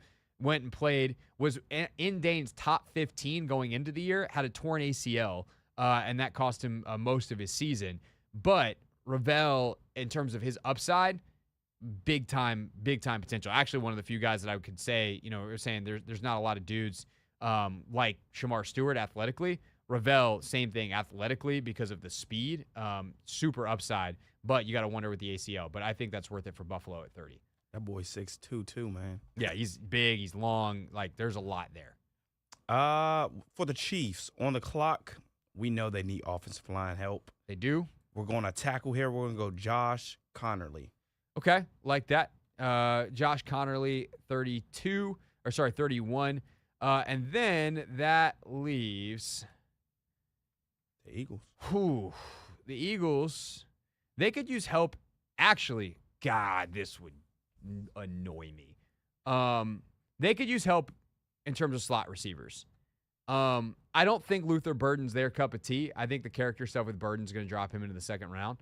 Although they're not afraid of a fiery guy. A.J. Brown, certainly that. I just think there's some discipline stuff that I don't know that they're going to be willing to tolerate. But you want an ultimate pro who is going to be really good in the slot, but can also play a little bit outside, move around a little bit. Emeka Egbuka, he's interesting for sure. Let me just double check. Who's the top offensive lineman available? It could go Booker. It could go Donovan Jackson. Are there any edges? Who are the edges available? Scorton. No, that's probably not their cup of tea. And then corner. I know they did a bunch at corner last year. I mean, they couldn't. No, I think I'm going to go Egbuka for them, which ironically is who we picked for Washington last time. Just a versatile, smart football player at a position that they could use a little extra help in to not have quite so much on the plate of the two main guys. So that's our mock draft. Ward, Hunter, Carter, Campbell, Graham, Genty, Membu, Warren, Sanders, Hampton, Zade Barron, Gray Zabel, Will Johnson, Donovan Izaraku, Jalen Walker, Walter Nolan, Michael Williams, Mike Green, Jahad Campbell, Tet McMillan, Malachi Starks, Colston Loveland, Derek Harmon, Nick Manawari, Kelvin Banks, Mason Taylor, James Pierce Jr., Josh Simmons, Shamar Stewart, Siobhan Revell, Josh Connerly, Emeka Egbuka. That's it. That's the list. Commanders wind up with Shamar Stewart. I like this draft. I kind of like it too. It kind of came together in a very bizarre way. It felt wild during, but you look at it at the end, you're like, I could see that happening. That's the beauty of the draft. None of us know what we're doing, but it doesn't make it any less fun. What did we learn from this exercise? We will discuss next and let you hear from Jeremy Green as promised at 6:15 here on the Team 98.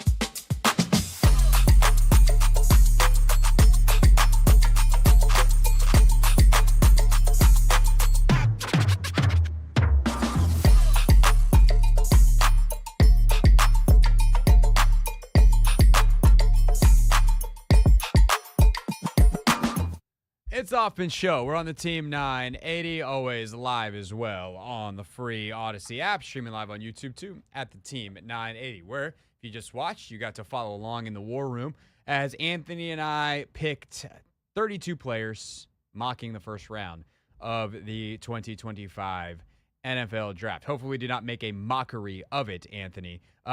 It's always fun to ask, like, what did we learn throughout this process? What did you learn doing this particular mock draft? I mean, to be honest, it took us a little while for the edges to start to get taken off the board. And I think that just speaks to the volume and the depth of that specific group. And a lot of those guys are also, similar. So it's ultimately comes down to, who you like and what you like out of an individual. So, so I would say that. And then, just a lot of talent here. Yeah, I think the more mocks I've done in the last couple of weeks, the less good I feel about where Washington is at 29.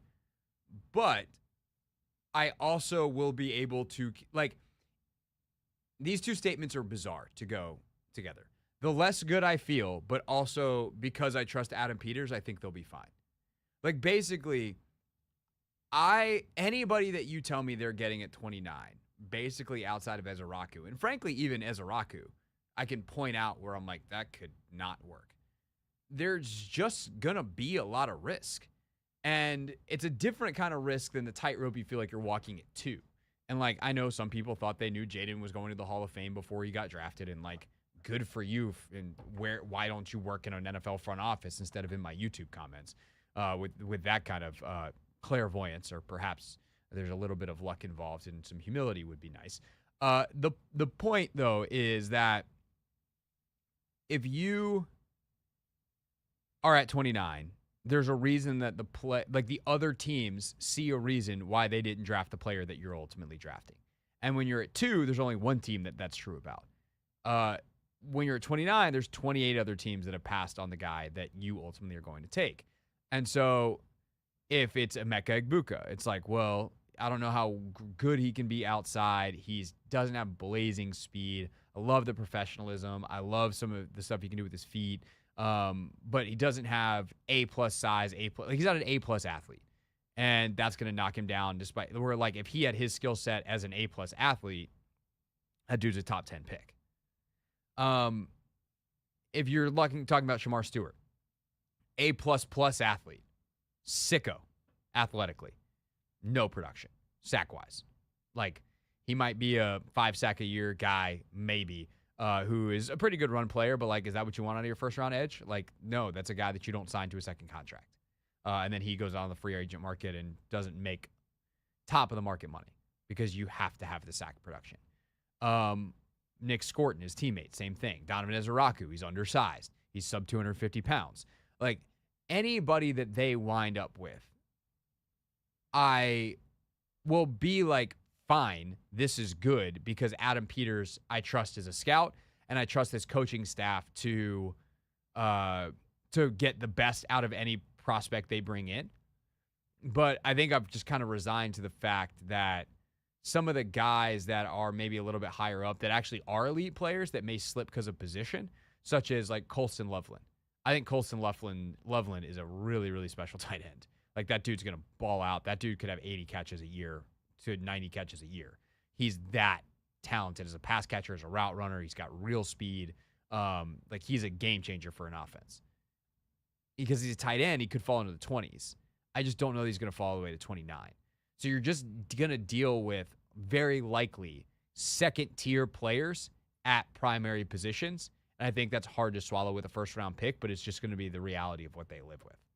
Yeah, and I think that also affects the movement from teams. I feel like since there's so little, since you only have a couple running backs, a couple tight ends, there's not a lot of variance in terms of positions that'll be drafted in the first round. You got 2 running backs, 2 receivers, maybe 2 quarterbacks.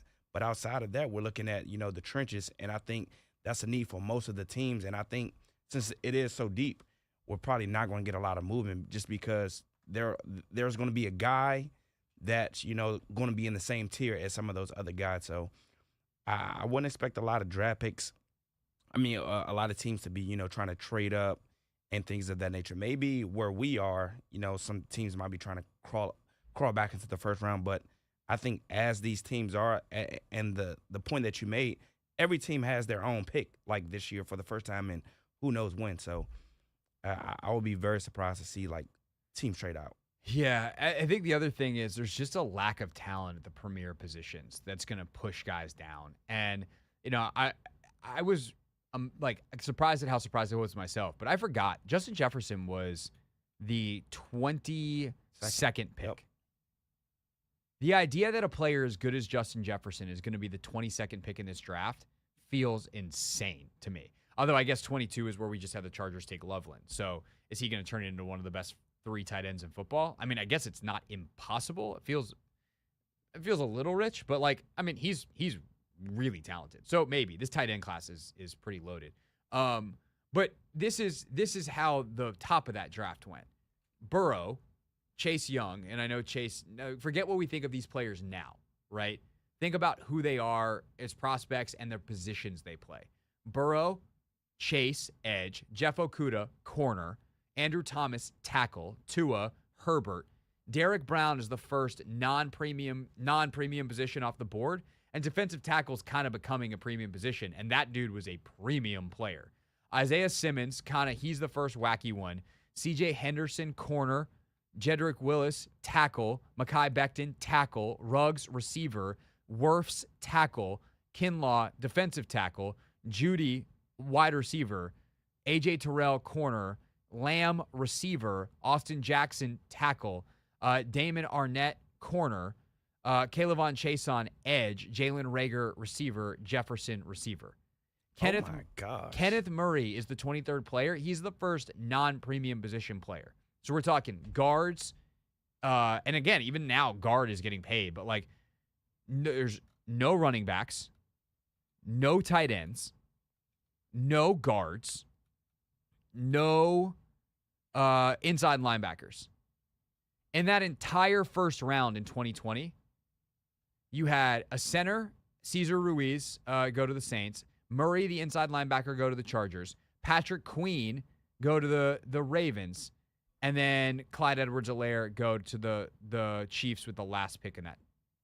That's what, 5 dudes? Mm-hmm. This year, you put that in the spreadsheet, right? Yep. Let's see how fast it takes us to get to 5 for our mock draft. You put it in the other.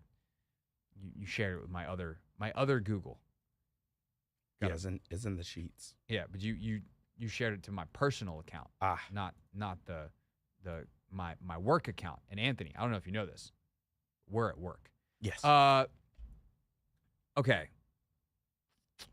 Genty, Warren, Hampton. There's 3 in the top 10. Are we counting Jihad? How are we counting Jalen Walker and Jihad Campbell? Are we counting them as edges or off-ball linebackers? Walker will count as an edge. Campbell will count as an off-ball linebacker. Okay. There's 4 in the top 20. Safety, there's Malachi Starks. Amanda Worry, that's 6. And then it depends on how you. I mean, Gray Zabel is a guard. Sorry, so I missed one. That's 7. And then depending on how you count Banks, that could be 8 if he's a guard. So that's 8, all going in the top 24. And Mason Taylor, there's 9. He's a tight end. All going in the top 26 compared to 5, and the 5th one was the last pick of the first round in 2020. That's how you get a Justin Jefferson to fall, and that ain't there. I just don't see how that's happening in a draft like this. No. Now, could that push?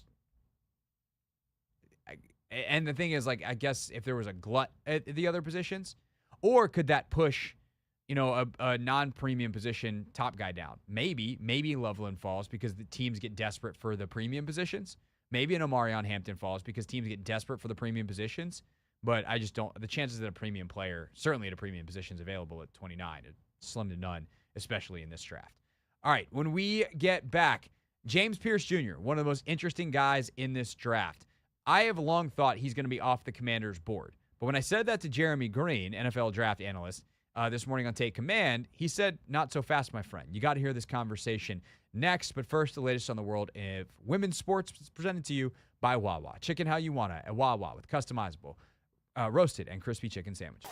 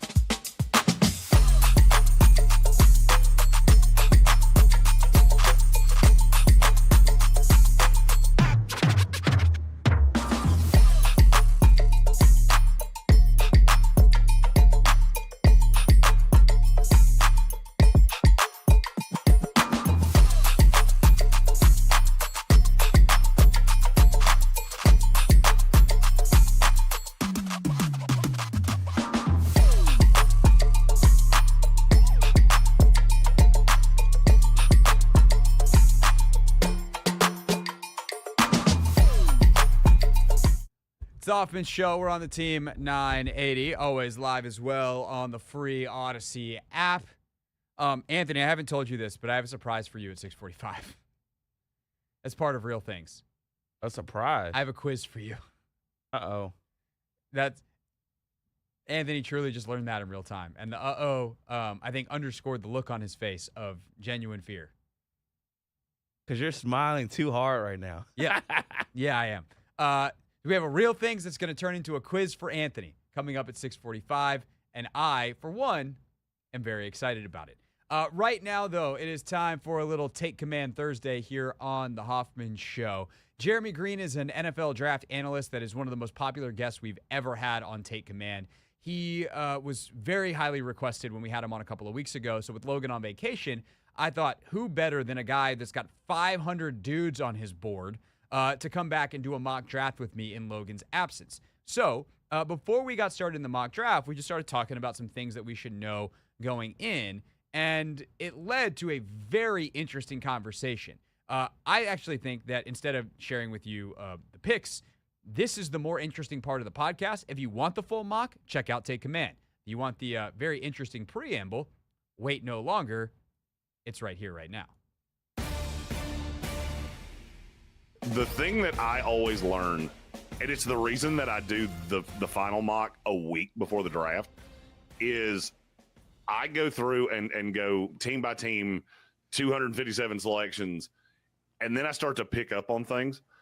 And what I picked up doing the 7-rounder this time was cornerback is not going to be fun because we have a lot of guys, but we have several guys at the top that kind of do the same thing. Maxwell Hairston and Savone Revel are very similar. You don't have a ton of man-heavy guys. That's one of the reasons I've been so leaned into Noel Williams, because that's what he does. And so as I went through the process, I just realized that virtually every corner goes at least 25 picks ahead of where I have them on the board, which is interesting for Washington because that's one of the things that I really want to do. I would like to find an outside corner so that I can slide Mikey Sainristil back into the slot, which is where I know they drafted him to go. Yeah. But then they signed Jonathan Jones. Who they said at their press conference, when was this? Or the coach's breakfast, I think Quinn said, I think right now the plan is Mikey outside, Jonathan inside. So now Jonathan Jones cannot play on the outside. So if they signed him with the intention of him being a starter, then Sainristil is going to stay on the outside. Yeah. What I'm curious of, and this is, I would love to just sit down with the GM and bug them until they told me to go away, because that's one of the things I would love to ask is, at what point do you look at the draft board before free agency? So we've gone through the Senior Bowl, we go through the Combine. At what point do you look at this class and go, man, this is the slottiest group of corners I've seen in a long time? We got a lot of guys that are basically slot specific. I mean, I think John A. Barron's better out of the slot, and he's going to go in the top 20.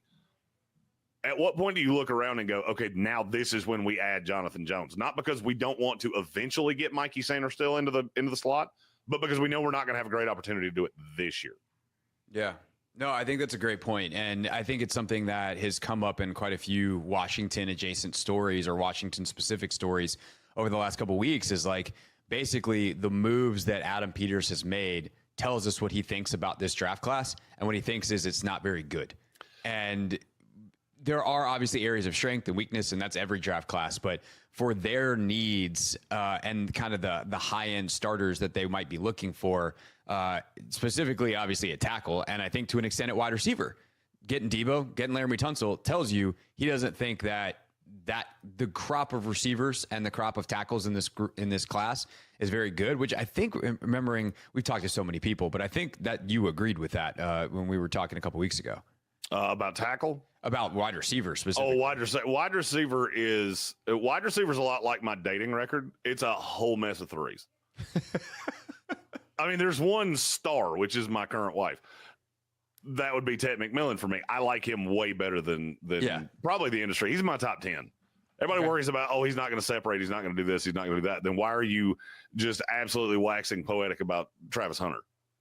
Because Travis Hunter, yes, he's fast enough to separate. I'm not sure he is a good enough route runner. He's such an unbelievable athlete, but you're forgetting that he played in the Big 12 and he played the Pac-12 before that.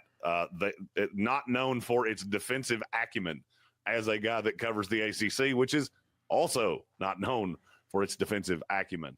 So, I mean, I don't love the receiver class. What you said about where Peters was spending the money, this is the most undefeated theory I have with the draft. If you want to know the position that a team with money doesn't like in the draft, watch where they spend it in free agency. And then watch if they won't take a guy before the 5th round. So you look at adding Debo in the trade. I don't look for you to add a receiver because you probably looked at receiver and went, there's only so many guys. There are a lot of guys that are slot specific, and that's where they're going to play best. And it's going to take me to Jaden Higgins. Jaden Higgins is my favorite. That's my favorite example of this because Jaden Higgins is a big guy. Jaden Higgins is a good route runner. Jaden Higgins doesn't separate as well as I want him to. I think he did a lot of his damage in the slot because people couldn't get their hands on him.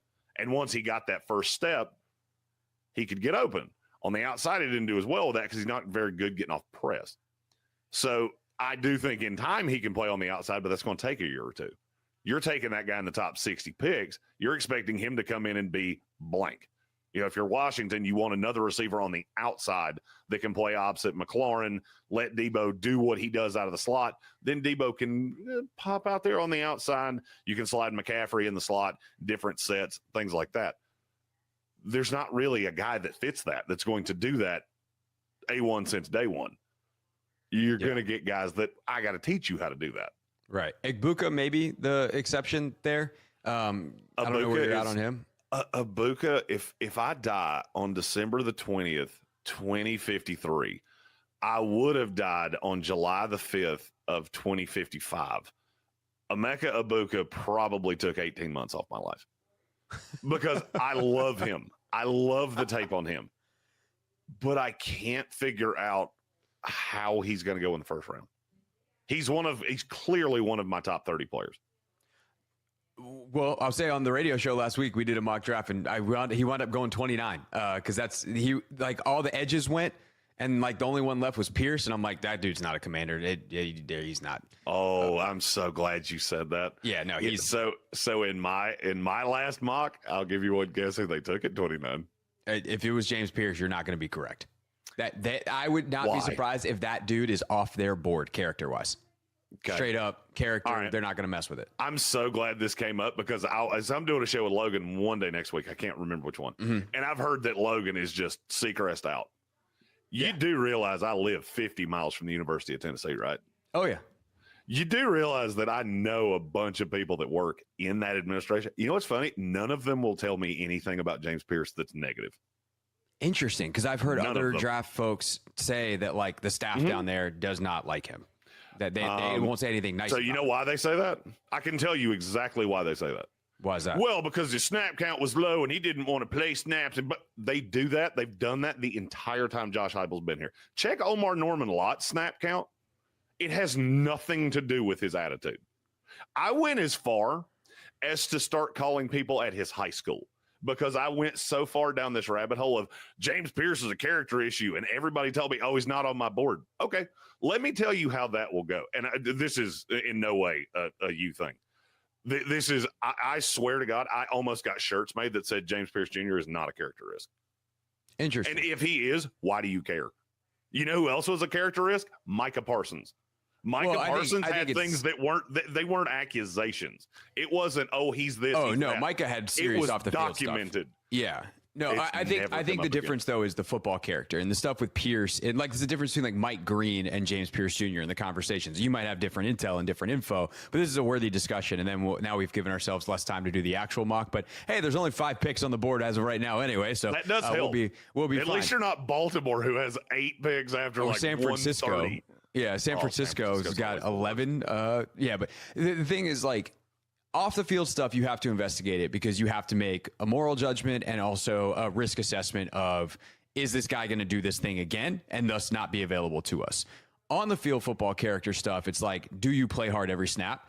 Do you give the required effort? Are you a leader? Are you doing the right things in the weight room? Can we trust you to be a professional? And that's the stuff that I feel like is going around on Pierce, is more of the professionalism, consistent effort, and that is stuff they don't tolerate here. Adam Peters and especially Dan Quinn, like, you must play your face off at all times. Effort is not an option. And a lot of coaches say that. A lot of coaches don't live that. Dan Quinn lives it. And that is part of the reason why they were so good last year. Like, they make the NFC Championship game, yes, primarily because Jaden Daniels is awesome. Duh. But you also have maximal output from every single player because they're giving their all at all times. And that is just not the case. And if I got a bunch of 8s that are given 10 effort, then I'm getting 8 all the time. And if I got some 9s that are given 5 effort, then I'm getting 6 production, and that's less than 8. And I think that is kind of how they overcame the talent deficit last year. And so if there's football character concerns about Pierce, I think he would be off their board. Okay, so so I probably did more work on James Pierce than any player in this draft. Okay. And when I say that, if the average prospect got 8 hours over the course of the entire season, and I'm just using a round number here. Yeah. James Pierce got 80. I'm going to tell you, and I know that this is going to make me sound like a tinfoil hat, just kooky madookie. The government, I'm going to sound like Alex Jones, just the government's out to get us. I get it. I think there's a team that's been putting this out about James Pierce. I'll tell you why. It happens. Oh, I know it happens. Yeah. I think there's a team that's been very vocal about it, and this is one of those times I think I know who the team is. I have a pretty good idea of who this team is.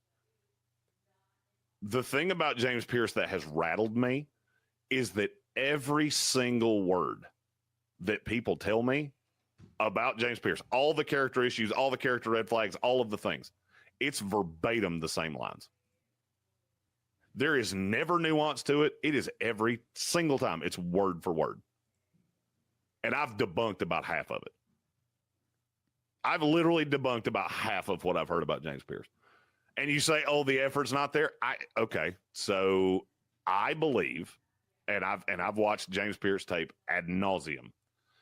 I think James Pierce can be taken out of the games. I do have issues with him mentally. It's not an effort thing. Pierce is not a refined prospect. I'll be honest with you. He's my number 6 overall. Because I think he's my number 6 player overall. Wow. I would take him over Mike Green, and I love Mike Green. I would take him over Mike Green. Mike Green's is the funny thing to me, and I say funny, not necessarily meaning funny. Mike Green is accused of things that are absolutely awful. James Pierce is accused of being a potentially lazy, somewhat immature kid. And somehow that's being held more against him than what Mike Green's being accused of.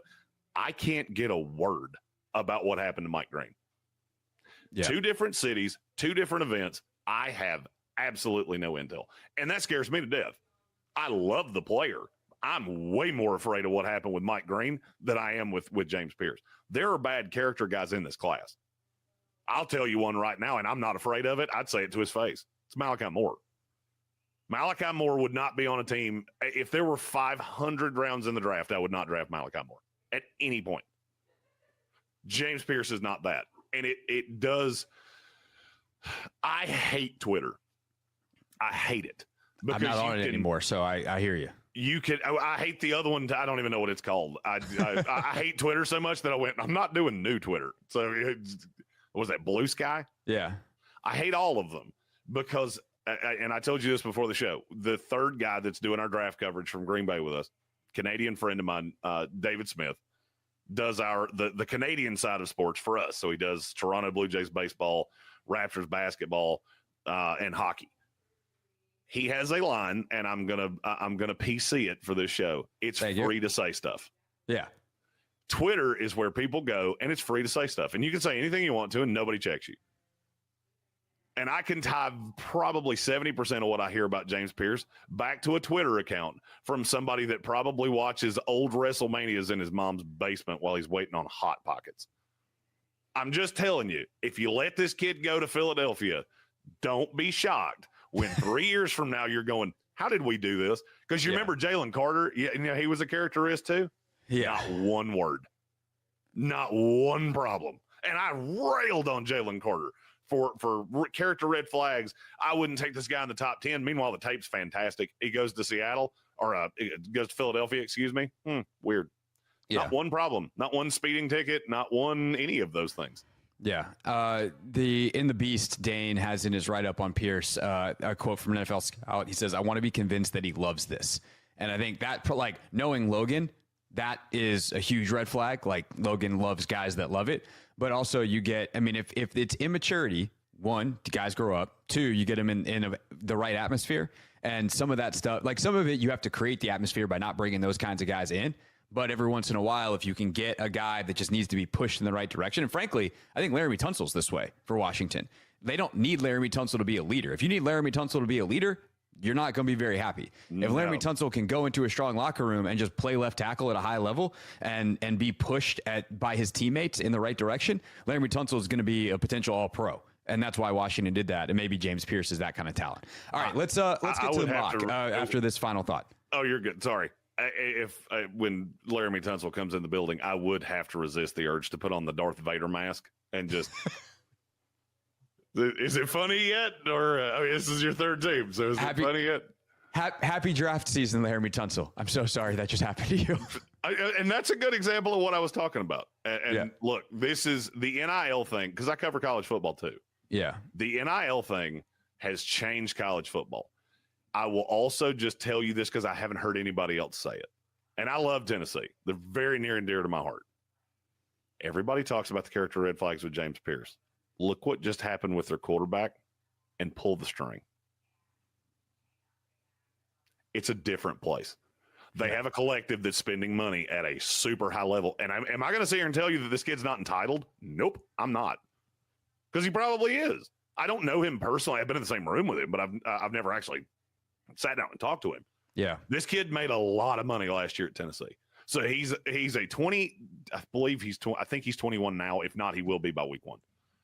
He's a 21-year-old kid that's big man on campus in Tennessee, and he's flush, and he's got money in his pocket. Am I telling you he's not going to have to be humbled? Absolutely. You know who I would rather do that? The guy that did it with Micah Parsons. Yeah. That's why I'm locked into James Pierce. Interesting. All right, well, let's see if he's available at 29.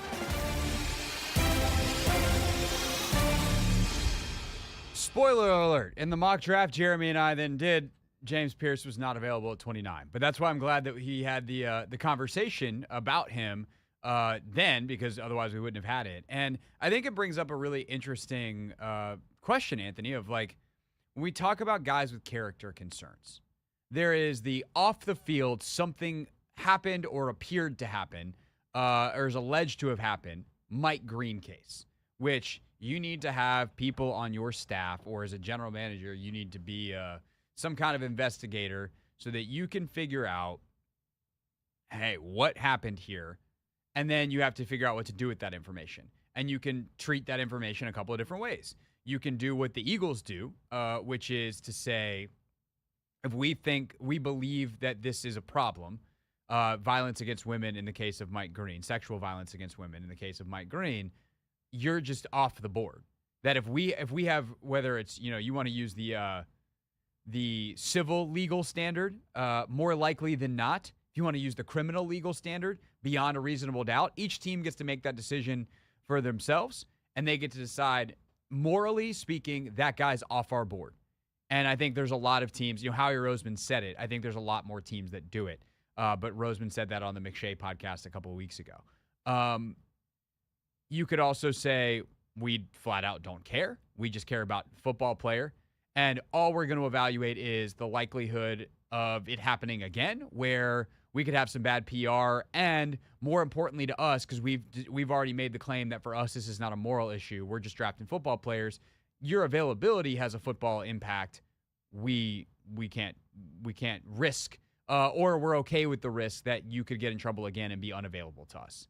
So teams make those kinds of judgments for players like Mike Green, who have purely off the field allegations, but for whom the football character is high.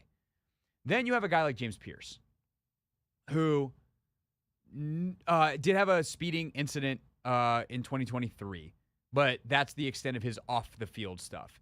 And for him, it seems to be the stuff that Jeremy's talking about where didn't always get along with coaches. Maybe there's some entitlement issues. James Pierce is 21 years old and got paid like $2 million last year to play football at Tennessee. And I think it's pretty clear what Jeremy's talking about in terms of pulling the string is like, I don't know that Tennessee program's got all of its ducks in a row. I don't know that, if you read some of the stuff about the Nico kid, the quarterback, and like he's clearly got his issues going on in terms of what he thinks his value is and his people think his value is compared to what the market says. But also, I don't know that Josh Heupel and that Tennessee program conducted themselves in the best of ways in terms of being disciplined and being the kind of structure that kids need when they're in college. So I think that if you are a team like Washington, if you look at a kid like James Pierce and you're like, we love the player, the flashes are there, and at 29, we'll take a risk on a kid who we think is just immature, but we know how to handle immature, that's different than doesn't love football, in it for the wrong reasons, won't put in the work. And I think that's also why having the right room is so important. Say what you want about Javon Kinlaw, the player. Javon Kinlaw, the professional, there's never been any issues with. That dude's a dog who gets after it and has a highly competitive mentality. Getting a pro like Dietrich Wise in the room changes the dynamic. Having Bobby Wagner around lets you take on, again, not people who are bad kids or bad people or mega problems, but maybe someone with a little bit of immaturity that can be moved along when surrounded by good examples, as opposed to being in a bad environment, potentially in Knoxville. And in that way, Pierce becomes more interesting to me. I just don't know they're going to have to do their own work. But if they come to the conclusion this dude doesn't love football, we're out. We're done. He's not on the board. That's just not how they roll. There's enough other guys that are close enough in talent. If it's just immaturity, that puts him back on the board for me. Yeah, and I think with our front office anyway, and just our coaching staff, I think they've been good evaluators of guys with like good character. So we've seen so far. So I think if they get in a room with James and they figure out if he is really in it and he really has a passion for football and things of that nature, I think they'll be comfortable with taking a guy like him. And I think the on the field stuff, we've seen like what he can do. So, I would just leave it to that. Was he one of the guys that was invited to their, top 20, top golf thing? I don't know. But that actually is a great point. If he was, and you like how he interacted with the guys there, like that's why that thing matters and why it's so smart and why I'm so happy they did it again and said, I don't care what dumb stories get written about it. This Top Golf thing it's a final test in a way, and guys are a little more relaxed. And it would not surprise me if he was still on their board, and if that was something that may, look, we're talking about moving ever so slightly. Most of the process is done. They probably had a read. Hopefully that's confirmation at that point, not new information. Something that's new information at this point in the process is scary. But confirmation that they're on the right track, whatever track that may be. Maybe he was kind of a tool at that thing, and it's like, okay, we definitely don't want to draft him. Maybe he was awesome, and you're like, man, if we get this kid around the right people, and we have the right people, he could be something really special, and we think we can get that out of him. All right, full mock draft with Jeremy Green, available now in the Take Command feed, so check it out there. When we get back, an update on our Alex Sarr stat from earlier in the show that Will Dawkins dropped. I actually forgot a piece of the equation, so we have an updated list, and then a pop quiz for Anthony.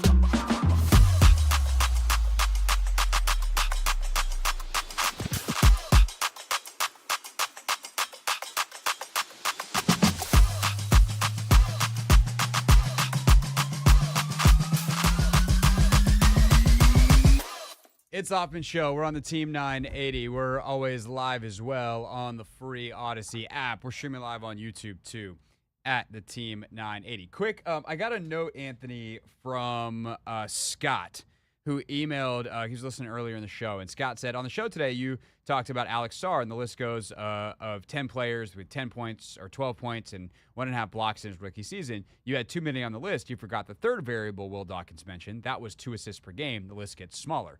In the break, I looked this up, Anthony, and it does shrink to about 16, 17 guys. Your boy from the Lakers who played 2 games really messes up this list. I don't remember his name. But who was it? I forgot. That's what I thought. He really messes up the list. But I think it's 16 guys without him. But if you add 100 made threes to that, so 12.5 points, 1.5 blocks, 2 assists, 100 made threes, 3 dudes in NBA history. Hilariously, 2 of them did it in the same season, and it was last year. It was Wemby and Chet, and then Alex Sarr is the third. My guess is Cooper Flagg becomes the 4th next year. No question. So there is that. It is now time for a pop quiz for Anthony as part of Real Things, Real People Said, into Real Microphones. Real things. We're not gonna be sucked this year. Real people. 5 and 11, not very good. Said into real microphones. You know, the culture is actually damn good.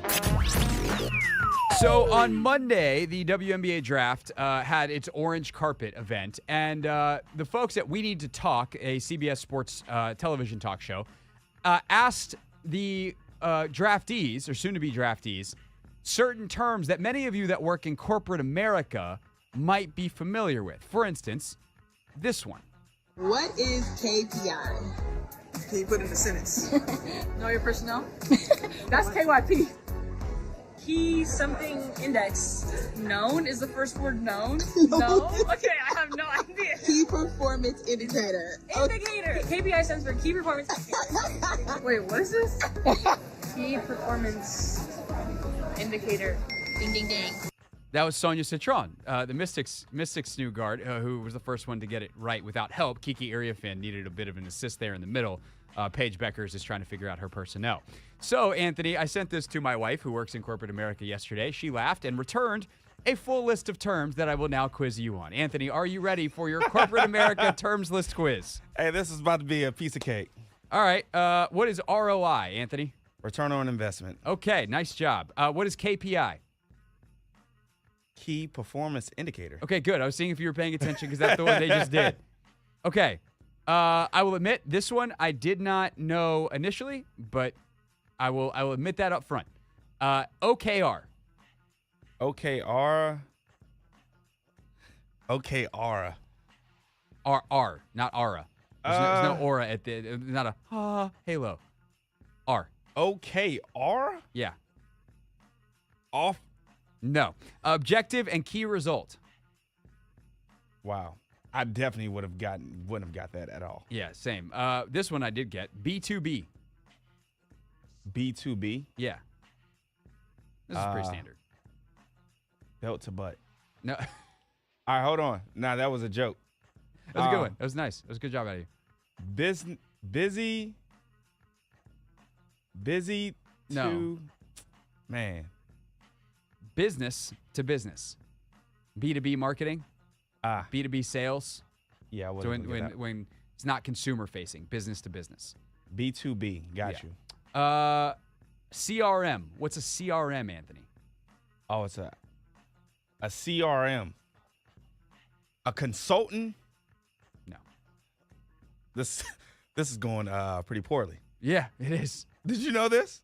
I was familiar with the term. I did not remember the actual thing, which is no is the correct answer. Okay. There. So we're in the same boat. Yeah. Customer relationship management. Oh, yeah, I definitely was against that. CRM, customer relations management. Yeah. There's 6 more on the list. 2 of them I got. Actually, no, 3 of them I got. SaaS. SaaS. SaaS? Yeah.